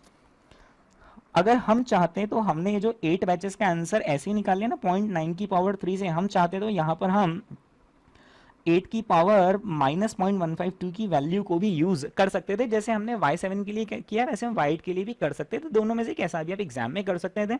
अब क्योंकि उन्होंने इसकी वैल्यू दे रखी तो ज्यादा रिकमेंडेड तरीका है कि आप इस तरीके से एग्जाम में कर लेते, पर अगर इसकी वैल्यू एग्जाम में नहीं भी होती तो भी 8 वाला तो सॉल्व हो ही जाता। ओके दोस्तों, अब हम क्या कर लेंगे, अब हम यहाँ पर ये जो 40920 आया है एवरेज फॉर 7 बैचेस, और ये जो 40095 आया है एवरेज फॉर 8 बैचेस, राइट। अब हम इसकी मदद से निकाल लेंगे कि 8th बैच में कितना कॉस्ट लगेगा। कभी भी एवरेज में से एवरेज माइनस नहीं होगा। आपको क्या करना पड़ेगा, यहाँ पर जो 40095 आया है ना एवरेज कॉस्ट फॉर 8 बैचेस, उसे मल्टीप्लाइड बाय 8 कर दें तो आता है टोटल कॉस्ट फॉर 8 बैचेस 320760। आप इसे मेमोरी में प्लस कर लें, और जो 40920 आया है एवरेज कॉस्ट फॉर 7 बैचेस, उसे आप 7 से मल्टीप्लाई कर लें, 286,440 आ गया, इसे आप मेमोरी में माइनस कर लें, मेमोरी रिकॉल कर लें, आंसर आता है 34320। तो दोस्तों हमें 34320 लगेगी direct labour cost for which batch, 8th batch. ठीक है, ये आता है दोस्तों हमारा आंसर। ओके, फर्स्ट पॉइंट हो गया। अब हम आते हैं सेकंड पॉइंट पर। Calculate the expected contribution to be earn from the product over its life time. हमें बताना है कि आखिर हम कितना कंट्रीब्यूशन कमाएंगे इस प्रोडक्ट से ओवर इट्स लाइफ टाइम। यानी दोस्तों ये बहुत बेसिक सिंपल सा क्वेश्चन है, इंटर लेवल का क्वेश्चन है कि हमें कंट्रीब्यूशन बताना है। कंट्रीब्यूशन के लिए क्या कर लेंगे हम, sales minus variable cost. Okay दोस्तों, सेलिंग प्राइस कितनी दे रखी, 102। कितनी यूनिट्स के लिए, 16,000 यूनिट्स। थोड़ा सा कैलकुलेटर को कष्ट देने, तो 16,000 यूनिट्स मल्टीप्लाई बाय 102 कर ले में 16,32,000 को मेमोरी में प्लस कर लीजिए। ओके, अब इसके बाद हम कॉस्ट माइनस करते हैं। तो सबसे पहले चलो हम लेबर की ही कॉस्ट माइनस करते हैं। तो लेबर की कॉस्ट देखना कैसे माइनस करेंगे, हमें कितनी यूनिट्स की लेबर की कॉस्ट माइनस करनी है, 16,000 यूनिट्स की लेबर की कॉस्ट माइनस करनी है। आप 16,000 यूनिट्स को कितना पढ़ सकते हैं, 16 बैचेस। ओके, तो हमें 16 बैचेस की लेबर की कॉस्ट माइनस करनी है। 16 बैचेस में से जो शुरू की फर्स्ट 8 बैचेस होंगी उनकी कॉस्ट थोड़ी अलग चलेंगी, और जो नेक्स्ट 8 बैचेस होंगी उनकी कॉस्ट थोड़ी अलग चलेंगे। फर्स्ट 8 बैचेस की कॉस्ट कैसे निकाल लेंगे, जो फर्स्ट 8 बैचेस की एवरेज कॉस्ट है वो है 40095, उसको मल्टीप्लाई किससे कर लेंगे, 8 से, तो ये आ जाएगी total cost for first 8 batches. और नेक्स्ट 8 बैचेस में हमें कितनी कॉस्ट लगेगी, जो 8th बैच में लगी है। 8th बैच में कितनी कॉस्ट लगी, 34320 मल्टीप्लाई बाय 8। ओके, तो आप थोड़ा सा कैलकुलेटर में कैलकुलेशन कीजिए, 40095 मल्टीप्लाई बाय 8 कितना आया, 320760। इसे आप मेमोरी में माइनस कर लीजिए। और फिर 34320 मल्टीप्लाई बाय 8 कितना आया 274560। इससे भी आप मेमोरी में माइनस कर लीजिए। अल्टीमेटली हमने सेल्स रेवेन्यू में से लेबर की कॉस्ट को माइनस कर दिया। अब हम दोस्तों बात करते हैं दूसरी वेरिएबल कॉस्ट की, कितनी दे रही है 50 रुपीज पर यूनिट। तो 50 rupees per unit multiply by 16,000 unit यानी 8 लाख रुपीज को मेमोरी में से माइनस कर लेंगे। दोस्तों हमारा आंसर आता है यहाँ पर 236680। 236680 is the contribution that we will earn from this product। 236680 आता है सेकंड पॉइंट का आंसर। हम एक काम करते हैं, थोड़ा सा मैं यहाँ पर आपको सॉल्यूशन पर ले चलता हूँ, आप सॉल्यूशन देख लें दोस्तों। हाँ, आप सॉल्यूशन देख लें दोस्तों। यहाँ पर ये देखिए कि फर्स्ट पॉइंट में जो उन्होंने टोटल डायरेक्ट लेबर कॉस्ट निकाली 8 बैचेस के लिए, वो देखो 40095 निकाला था उन्होंने एवरेज फॉर 8 बैचेस, और फिर एवरेज फॉर 8 बैचेस को मल्टीप्लाई करा तो फर्स्ट 8 बैचेस की कॉस्ट कितनी आ गई 320760। फिर उन्होंने 7 बैचेस की एवरेज कॉस्ट निकाली 40920। जब उन्होंने उसे 7 से मल्टीप्लाई कर लिया तो ये आ गई total cost for 7 batches. Total cost for 8 batches में से उन्होंने 7 बैचेस की कॉस्ट माइनस कर ली तो 8th बैच में कितना आ गया 34320। ये हमारा फर्स्ट पॉइंट का आंसर टैली। सेकंड पॉइंट में देखें दोस्तों आप, उनका एक्सपेक्टेड कंट्रीब्यूशन और हमारा टैली हो रहा है ना 236680। ठीक है, ओके दोस्तों। अब हम करते हैं point number 3, calculate the rate of learning required to achieve a lifetime product contribution of rupees 5 lakh, assuming that a constant rate of learning applies throughout the product's life। दोस्तों इस थर्ड पॉइंट को एक बार फिर से पढ़ना पड़ेगा। Calculate the rate of learning, इस बार दोस्तों लर्निंग कर्व रेशियो हमें पता है या वही तो पता करना है। दोस्तों इस बार हमें लर्निंग कर्व रेशियो को रिवर्स में कैलकुलेट करना है। Calculate the rate of learning required to achieve a product life time contribution of rupees कितना 5 lakh, assuming that a constant rate of learning applies throughout the product's life। Okay, दोस्तों यहाँ पर 3 चीजें हैं। एक तो हमें पता करना है रेट ऑफ लर्निंग क्या है, दूसरा उन्होंने बोला है कि भाई हमें तो कंट्रीब्यूशन कितना चाहिए 5 लाख रुपीस हमारा टारगेट कंट्रीब्यूशन है, और उनका कहना है कि जो आपकी रेट ऑफ लर्निंग है वो कैसी रहेगी, कांस्टेंट रहेगी through out the life of the product. यानी वो जो इसके पहले उन्होंने बोला था ना कि शुरू के 8 बैचेस तक लर्निंग लगेगी और उसके बाद स्टॉप हो जाएगी, यहां पर अब क्या हो रहा है, कहां तक जाएगी हमारी लर्निंग 16 बैचेस तक जाएगी। ओके, अब देखना दोस्तों हम आखिर इस सिचुएशन को किस तरीके से सॉल्व करेंगे। तो सबसे पहले मैं आपसे ये चाहूंगा कि आप इस वीडियो को दोस्तों 30 सेकंड्स के लिए पॉज करें और खुद के माइंड में आप मैपिंग कर लें कि आखिर आप इस क्वेश्चन को किस तरीके से अप्रोच करते अगर आप इस एग्जाम में अटेम्प्ट में होते तो, और फिर उसके बाद हम देखते हैं आपकी और मेरी सोच को टैली कर लेते हैं। ओके चलिए दोस्तों, तो हम देखते हैं आखिर आपने क्या सोचा और आखिर इस क्वेश्चन को हमें किस तरीके से करना है। दोस्तों हमें उन्होंने टारगेट कॉन्ट्रीब्यूशन दे दिया है and the target contribution is rupees 5 lakh। Learning curve ratio हमें पता करना है, हमारी नंबर ऑफ बैचेस कितनी हैं 16 बैचेस। ओके दोस्तों देखना यहां पर हम किस तरीके से चीजों को पता करेंगे।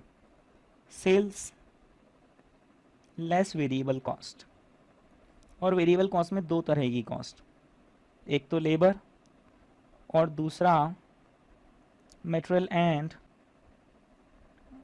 Other variable overheads. कुछ आ जाएगा सेल्स, कुछ आ जाएगा लेबर, कुछ आ जाएगा material and other variable overheads, और ये आ जाएगा हमारा कंट्रीब्यूशन।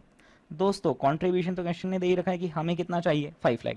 क्या सेल्स हम पता कर सकते हैं? यस, सेल्स हमें पता ही है कि हमारा सेलिंग प्राइस कितना है 102 रुपीज मल्टीप्लाई बाय कितना यूनिट्स 16,000 यूनिट्स। तो दोस्तों आप इसे कर ही ले, 102 मल्टीप्लाई बाय 16,000 16,32,000। ओके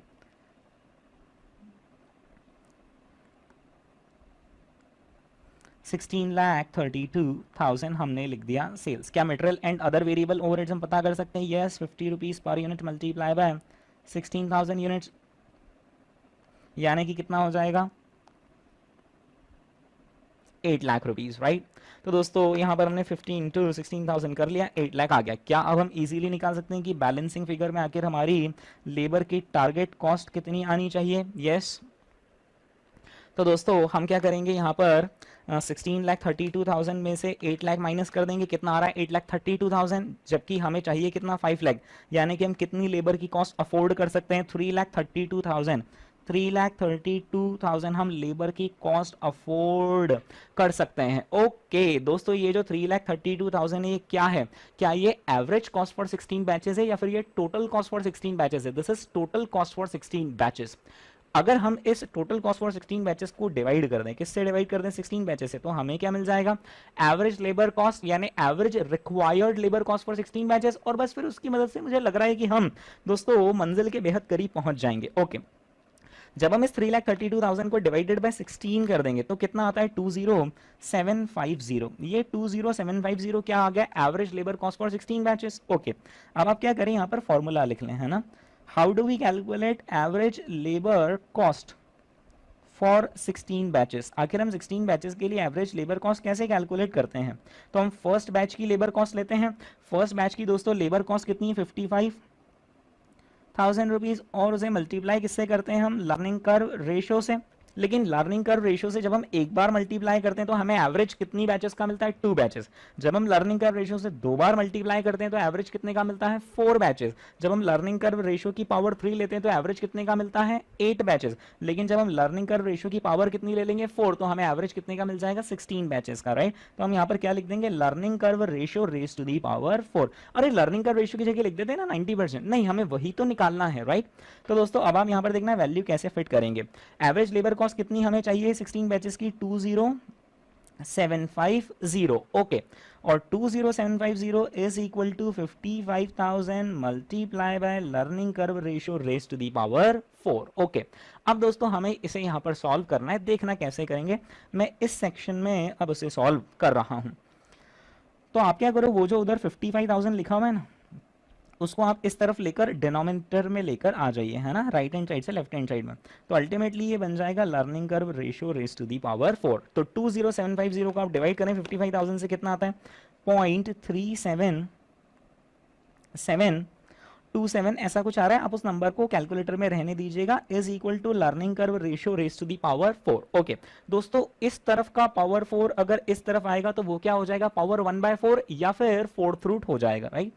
तो दोस्तों यहां पर 0.377 और जो भी नंबर आ रहा है, या तो आप उसको पावर 1/4 करके लिख लें, या फिर आप उसे 0.377 और उसको आप यहाँ पर फोर्थ रूट लिख लीजिए, ठीक है। और ये क्या हो जाएगा, is equal to learning curve ratio, है ना। अब आप क्या करेंगे, फोर्थ रूट निकालने का तरीका क्या होता है, 2 बार स्क्वायर रूट का बटन प्रेस कर दीजिए, है ना। तो square root and then square root, तो दोस्तों ये आता है 0.7837। हमारा लर्निंग कर्व रेशियो कितना होना चाहिए, 0.7837 होना चाहिए, जिसे हम सरल शब्दों में क्या कह सकते हैं, 78.37% is our target learning curve ratio. Is that clear. चलिए दोस्तों एक बार हम सोल्यूशन देख लेते हैं यहाँ पर। वाव दोस्तों, यहां पर सेम आंसर आ रहा है, आर की वैल्यू आ रही है 78.37%। ये देखिए दोस्तों, उन्होंने हमारे वाले तरीके से करा है 78.37%। ऑल्टरनेटिवली हम इसे लॉग वाले तरीके से भी कर सकते थे, लेकिन वो थोड़ा सा कॉम्प्लेक्स हो जाता। ओके, तो आप इस तरीके से इस एग्जाम में कर सकते हैं 78.37%। ओके, अब हम आते हैं दोस्तों हमारे प्राइसिंग डिसीजंस चैप्टर के एक और आखिरी क्वेश्चन पर। हमारे स्टडी मटेरियल से लिया गया है question. Netcom limited manufactures and sales a number of products, all of its products have a life cycle of less than 1 year। oh no, इनके प्रोडक्ट्स की लाइफ साइकिल दोस्तों काफी शॉर्ट है। यूजुअली अगर लाइफ साइकिल शॉर्ट होती है तो हम कौन सी प्राइसिंग पॉलिसी अपनाते हैं, क्या हम पेनिट्रेशन अपना सकते हैं, नहीं, क्योंकि पेनिट्रेशन करने जाएंगे जब तक मार्केट में हम अपना कब्जा जमाएंगे तब तक प्रोडक्ट ही आउट हो जाएगा, राइट। तो यूजुअली ऐसे केसेस में स्किमिंग प्राइसिंग पॉलिसी अपनाई जाती है कि यार वैसे ही बहुत छोटी सी उम्र है, जितना कमा सको कमा लो। Netcom limited uses a 4 stage life cycle model, introduction, growth, maturity and decline. Netcom limited has recently developed an innovative product. Okay, क्योंकि दोस्तों इनोवेटिव प्रोडक्ट है, लाइफ शॉर्ट है, यानी कि दोस्तों अब स्किमिंग पर हमारा विश्वास और मजबूत हो रहा है। It was decided that it would be appropriate to adopt a market skimming pricing policy for the launch of the product। जो हम दोस्तों पढ़ लिख कर गए थे वो तो उन्होंने क्वेश्चन में ही दे दिया कि कंपनी कौन सी प्राइसिंग पॉलिसी अपनाना चाह रही है, स्किमिंग प्राइसिंग पॉलिसी। अब देखते हैं ये लोग हमसे फिर क्या पूछ रहे हैं। However, Netcom Limited expects that other competitors will try to join the market very soon. This product is currently in the intro stage of its life cycle and is generating significant unit profit। दोस्तों अगर हम skimming pricing policy लगाते हैं तो फिर introduction phase में हमारे per unit profit तो सिग्निफिकेंट होते हैं क्योंकि हम हाईएस्ट सेलिंग प्राइस पर प्रोडक्ट को बेच रहे हैं, लेकिन टोटल प्रॉफिट सिग्निफिकेंट नहीं होते बिकॉज शुरुआत में हमारी नंबर ऑफ यूनिट्स कम बिकती है। However, there are concerns that this current unit profits will not continue during the other stages of the product life cycle। और ये concerns दोस्तों बहुत सही भी हैं क्योंकि जो आपके शुरुआत में यूनिट प्रॉफिट रहेंगे शायद वो अगले स्टेजेस में मेंटेन ना होवे। Required explain with reasons the changes, if any, to the unit selling price and the unit production cost that could occur when the products move from the previous stage into each of the next following stages of its life cycle, growth and maturity. Okay, दोस्तों हाल फिलहाल हमारा जो product है वो कौन सी stage में है? Intro stage. हमसे पूछा जा रहा है कि जब प्रोडक्ट इंट्रो से कहां पर मूव करेगा? ग्रोथ में। तो बताओ कि यूनिट सेलिंग प्राइसेस और यूनिट प्रोडक्शन कॉस्ट में क्या चेंजेस होंगे और उनको कारण सहित बताना है कि आखिर क्यों चेंजेस होंगे। जब प्रोडक्ट इंट्रो से जब ग्रोथ में मूव करेगा तो आखिर सेलिंग प्राइसेस में क्या चेंज होंगे और यूनिट प्रोडक्शन कॉस्ट में क्या चेंजेस होंगे वो बताना है। और फिर उसके बाद सेकंड पॉइंट में बताना है कि जब ये ग्रोथ से कहां पर प्रस्थान करें, मैच्योरिटी स्टेज की ओर प्रस्थान करें, तो आखिर सेलिंग प्राइसेस में क्या चेंजेस होंगे और कॉस्ट में आखिर क्या चेंजेस होंगे, ये दोस्तों हमें वहां पर बताना है। ओके, यानी कि ये कंप्लीट थ्योरेटिकल क्वेश्चन है दोस्तों, इसमें प्रैक्टिकल कैलकुलेशन, कैलकुलेटर की कोई जरूरत नहीं, ये रख दिया मैंने कैलकुलेटर साइड में। ओके, मान लो कि आपके अटेम्प्ट में 8 मार्क का ये सवाल प्रिंट हो जाता है, तो दोस्तों अब आप इस क्वेश्चन को किस तरीके से एड्रेस करेंगे? हाँ जी, आपको एक एक करके दोस्तों यहां पर पॉइंट वाइज इस क्वेश्चन को आंसर करना है। यानी सबसे पहले बताना है कि जब प्रोडक्ट इंट्रो से ग्रोथ में मूव होगा तो सेलिंग प्राइस में क्या चेंज आएगा और इंट्रो से ग्रोथ में मूव होगा तो कॉस्ट में क्या चेंज आएगा। और फिर बताना है कि जब ग्रोथ से मैच्योरिटी में जाएगा तो सेलिंग प्राइस में और कॉस्ट में क्या चेंज आएगा। सबसे पहले हम डिस्कस कर रहे हैं इसका फर्स्ट पॉइंट। ओके, आपके हिसाब से दोस्तों सेलिंग प्राइस में क्या चेंज आएगा? क्या हम सेलिंग प्राइस बढ़ाएंगे स्कीमिंग प्राइसिंग पॉलिसी के तहत या सेलिंग प्राइस तो कम होंगी? सेलिंग प्राइस तो दोस्तों रिड्यूस होंगी। Now the big thing is why the selling prices will reduce. हमें यहाँ पर उसके रीजनिंग देने, जस्टिफिकेशन देने हैं। तो दोस्तों देखना यहाँ पर सेलिंग प्राइस के रिड्यूस होने के आखिर क्या क्या कारण बन सकते हैं। शुरुआत में हमारा प्रोडक्ट इनोवेटिव था, which means it was a very unique product for the market. But जैसे जैसे प्रोडक्ट को समय बीतता जाता है तो उसकी यूनिकनेस कम होती चली जाती है और उसके पीछे रीजन ये है कि कॉम्पिटिटर्स अब हमारा प्रोडक्ट कॉपी करना शुरू कर देते हैं। राइट, इनोवेशन भी कुछ ही समय तक इनोवेशन रहेगा, उसके बाद तो उसका कॉपी होना शुरू हो जाएगा और हमारे प्रोडक्ट की यूनिक वैल्यू कम हो जाएगी। तो दोस्तों यहाँ पर क्योंकि अब हमारे प्रोडक्ट का यूनिकनेस कम हो जाएगा, कॉम्पिटिटर्स मार्केट में आना शुरू हो जाएंगे, हमें अब उन कॉम्पिटिटर्स को डिफेंड करने के लिए सेलिंग प्राइसेस को रिड्यूस करना पड़ेगा। ठीक है, तो दोस्तों अब हम यहाँ पर आंसर क्या लिखेंगे? That unit selling prices will be reduced. Why? Because product will become less unique as the competitors will now start copying our product. Competitors basically पता है क्या करते हैं? रिवर्स इंजीनियरिंग करते हैं, यानी वो उस प्रोडक्ट को ओपन करके देखते हैं कि इसमें हमने क्या क्या कनेक्शंस बनाए और वैसे के वैसे कनेक्शंस वो लोग बनाना शुरू कर देते हैं, प्रोडक्ट कॉपी पेस्ट हमारा कर देते हैं। Right, and now we want to discourage competitors. Why? Because more and more competitors are copying our product. दोस्तों इसी के साथ एक और कारण बनता है कि हम ग्रोथ फेज में आकर क्यों सेलिंग प्राइस कम करते हैं, क्योंकि अब हम भी ज्यादा मार्केट सेगमेंट्स तक पहुंचना चाहते हैं। ओके, इसके बाद दोस्तों आखिर कॉस्ट पर क्या इंपैक्ट आएगा जब हम इंट्रो फेज से कहां पर जाएंगे? ग्रोथ। तो आप क्या कर सकते हो, यहां पर कॉस्ट में ना बाइफर्केशन कर सकते हो और अलग अलग तरह की कॉस्ट के बारे में आप अलग अलग पॉइंट लिख सकते हो। जैसे कि कॉस्ट में क्या क्या आ जाती है? डायरेक्ट मटेरियल की कॉस्ट आ जाती है, डायरेक्ट लेबर आ जाता है और ओवरहेड्स आ जाते हैं। ओवरहेड्स में भी दो तरह के ओवरहेड्स आ जाते हैं, वेरिएबल ओवरहेड्स और फिक्स ओवरहेड्स। तो इन चारों पर आप एक एक सेंटेंस लिख सकते हो। जैसे कि डायरेक्ट मटेरियल के केस में दोस्तों क्योंकि अब हमारा वॉल्यूम इंक्रीज हो रहा है तो हमारा नेगोशिएशन पावर सप्लायर के साथ इंक्रीज हो जाएगा, हमें बल्क क्वांटिटी डिस्काउंट मिलने लगेगा जिसकी वजह से डायरेक्ट मटेरियल की कॉस्ट कम होगी। डायरेक्ट लेबर के केस में दोस्तों अभी अभी हमने देखा जैसे जैसे वर्कर और प्रोडक्शन करता चला जाएगा तो फिर वो लर्निंग और एक्सपीरियंस कर्व का बेनिफिट लेगा जिसकी वजह से डायरेक्ट लेबर की कॉस्ट कम होगी। वेरिएबल ओवरहेड्स के केस में दोस्तों अगर वो वेरिएबल ओवरहेड्स डायरेक्ट लेबर से कनेक्टेड है तो फिर तो वेरिएबल ओवरहेड्स कम होंगे ही होंगे।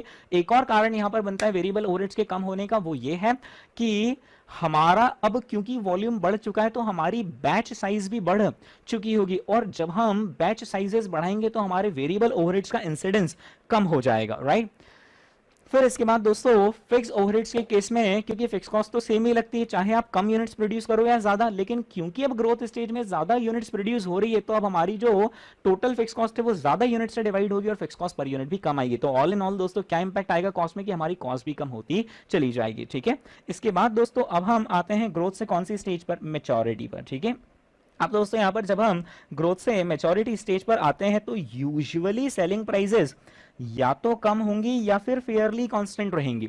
मैच्योरिटी फेज में ऐसा हो सकता है कि हम सेलिंग प्राइसेस कम कर दें या मैच्योरिटी फेज में ऐसा भी हो सकता है कि हम सेलिंग प्राइसेस को फेयरली कांस्टेंट रखें। दोनों के पीछे दोस्तों लॉजिक है। सेलिंग प्राइस कम करने के पीछे दोस्तों लॉजिक ये हो सकता है कि अब शायद हमारे वॉल्यूम्स और इंक्रीज हो गए हों और अब कंपटीशन और ज्यादा फियर्स हो गई हो। सेलिंग प्राइस सेम रखने के पीछे लॉजिक हो सकता है क्योंकि ये आखिरी मौका है, जितना कमा सकते हो कमा लो। प्रोडक्ट की लाइफ बहुत शॉर्ट है और मेच्योरिटी फेज में ही हम सबसे मैक्सिमम प्रॉफिट कमाते हैं, क्योंकि इंट्रो फेज में हमारा प्रॉफिट पर यूनिट तो ज्यादा होता है लेकिन नंबर ऑफ यूनिट्स कम होती है। ग्रोथ फेज में दोस्तों हमारी नंबर ऑफ यूनिट्स बढ़ना शुरू हो जाती है, लेकिन मेच्योरिटी फेज में हमारी नंबर ऑफ यूनिट सबसे पीक पर होती है। तो यही मौका होता है कि हम कमा लें, क्योंकि इसके बाद तो फिर डिक्लाइन फेज शुरू होने वाला है। तो यहां पर हम कमाने के लिए क्या करेंगे, प्रोडक्ट की प्राइसेस को फेयरली कांस्टेंट रख सकते हैं। अब हमारा प्रोडक्ट वेल एस्टेब्लिश्ड प्रोडक्ट हो चुका है, now everybody knows in the market कि इस कंपनी का ये पर्टिकुलर प्रोडक्ट आता है और अच्छा है, राइट। दोस्तों कॉस्ट में आखिर क्या इंपैक्ट आएगा मैच्योरिटी स्टेज में, तो दोस्तों कॉस्ट में हम एक एक एस्पेक्ट के बारे में बात कर सकते हैं कि डायरेक्ट मटेरियल पर क्या इंपैक्ट आएगा, डायरेक्ट लेबर पर क्या इंपैक्ट आएगा, वेरिएबल ओवरहेड्स पर क्या इंपैक्ट आएगा और फिक्स ओवरहेड्स पर क्या इंपैक्ट आएगा। दोस्तों मटेरियल के केस में ऑलरेडी हम पहले से ही ग्रोथ फेज से ही बल्क क्वांटिटीज खरीद रहे थे, तो नेगोशिएशन पावर जितनी थी वो हम उस स्टेज में लगा चुके होंगे, यानी कि लेट ग्रोथ स्टेज में ऑलरेडी हम हमारे वॉल्यूम के पीक पर होंगे। अब क्या फर्दर हमारी डायरेक्ट मटेरियल की कॉस्ट रिड्यूस होगी, नहीं होगी। Now our direct material cost will be fairly constant, right. Direct labour के केस में दोस्तों जितनी लर्निंग थी वो हो चुकी होगी, अब लर्निंग कैसी हो चुकी होगी, कांस्टेंट हो चुकी होगी, यानी अब वर्कर एक्सपीरियंस वर्कर बन गया, तो अब क्या उसमें कोई टाइम रिडक्शन होगा, नहीं। तो लेबर की कॉस्ट में भी कोई रिडक्शन नहीं होगा। इनफैक्ट हमारे लेबर को अब हमने दूसरे प्रोडक्ट्स पर डाइवर्ट करना शुरू कर दिया होगा कि अब नए प्रोडक्ट में आप डाइवर्ट हो जाएं, ये पुराना प्रोडक्ट तो लेस स्किलफुल वर्कर्स भी हैंडल कर लेंगे। So now there won't be any more reduction in the time taken by the workers। दोस्तों वेरिएबल ओवरहेड्स के केस में ऑलरेडी ऑप्टिमम बैच साइजेस पहले ही लेट ग्रोथ स्टेज में डिसाइड हो चुकी होगी और वही ऑप्टिमम बैच साइजेस आगे कंटिन्यू हो रही होगी। सिमिलरली फिक्स ओवरहेड्स के केस में जितना लेट ग्रोथ स्टेज में हमारा नंबर ऑफ यूनिट्स रहा होगा बस उतना ही आगे कंटिन्यू हो रहा है, तो फिक्स कॉस्ट पर यूनिट भी हमारी कांस्टेंट रही होगी। यानी मैच्योरिटी स्टेज में हम कह सकते हैं कि जब हम ग्रोथ से मैच्योरिटी में मूव करते हैं तो सेलिंग प्राइसेस भी फेयरली कांस्टेंट रहेंगी और सारी की सारी कॉस्ट भी फेयरली कांस्टेंट रहेंगी। ओके देखते हैं दोस्तों इसका आखिर सोल्यूशन क्या लिखा हुआ है। तो दोस्तों सोल्यूशन में यहां पर वही लिखा हुआ है जो मैंने यहां पर आपको बताया, आप इसे आराम से पढ़ लें, आप इस वीडियो को पॉज कर लें जितना आपको समय लगे पढ़ने के लिए। और ये रही नेक्स्ट स्लाइड जहां पर कि हमने मैच्योरिटी स्टेजेस के बारे में डिस्कस किया है। ओके इसी के साथ दोस्तों हमारा ये प्राइसिंग डिसीजंस का रिवीजन कंप्लीट होता है। उम्मीद करते हैं दोस्तों आपको ये प्राइसिंग डिसीजंस का कॉम्प्रिहेंसिव रिवीजन पसंद आया होगा। अगर आपको ये पसंद आया होगा तो इस वीडियो को लाइक करना ना भूले, साथ ही साथ कमेंट बॉक्स में अपने कमेंट ड्रॉप करें। और हाँ एक और जरूरी बात, हमारे चैनल को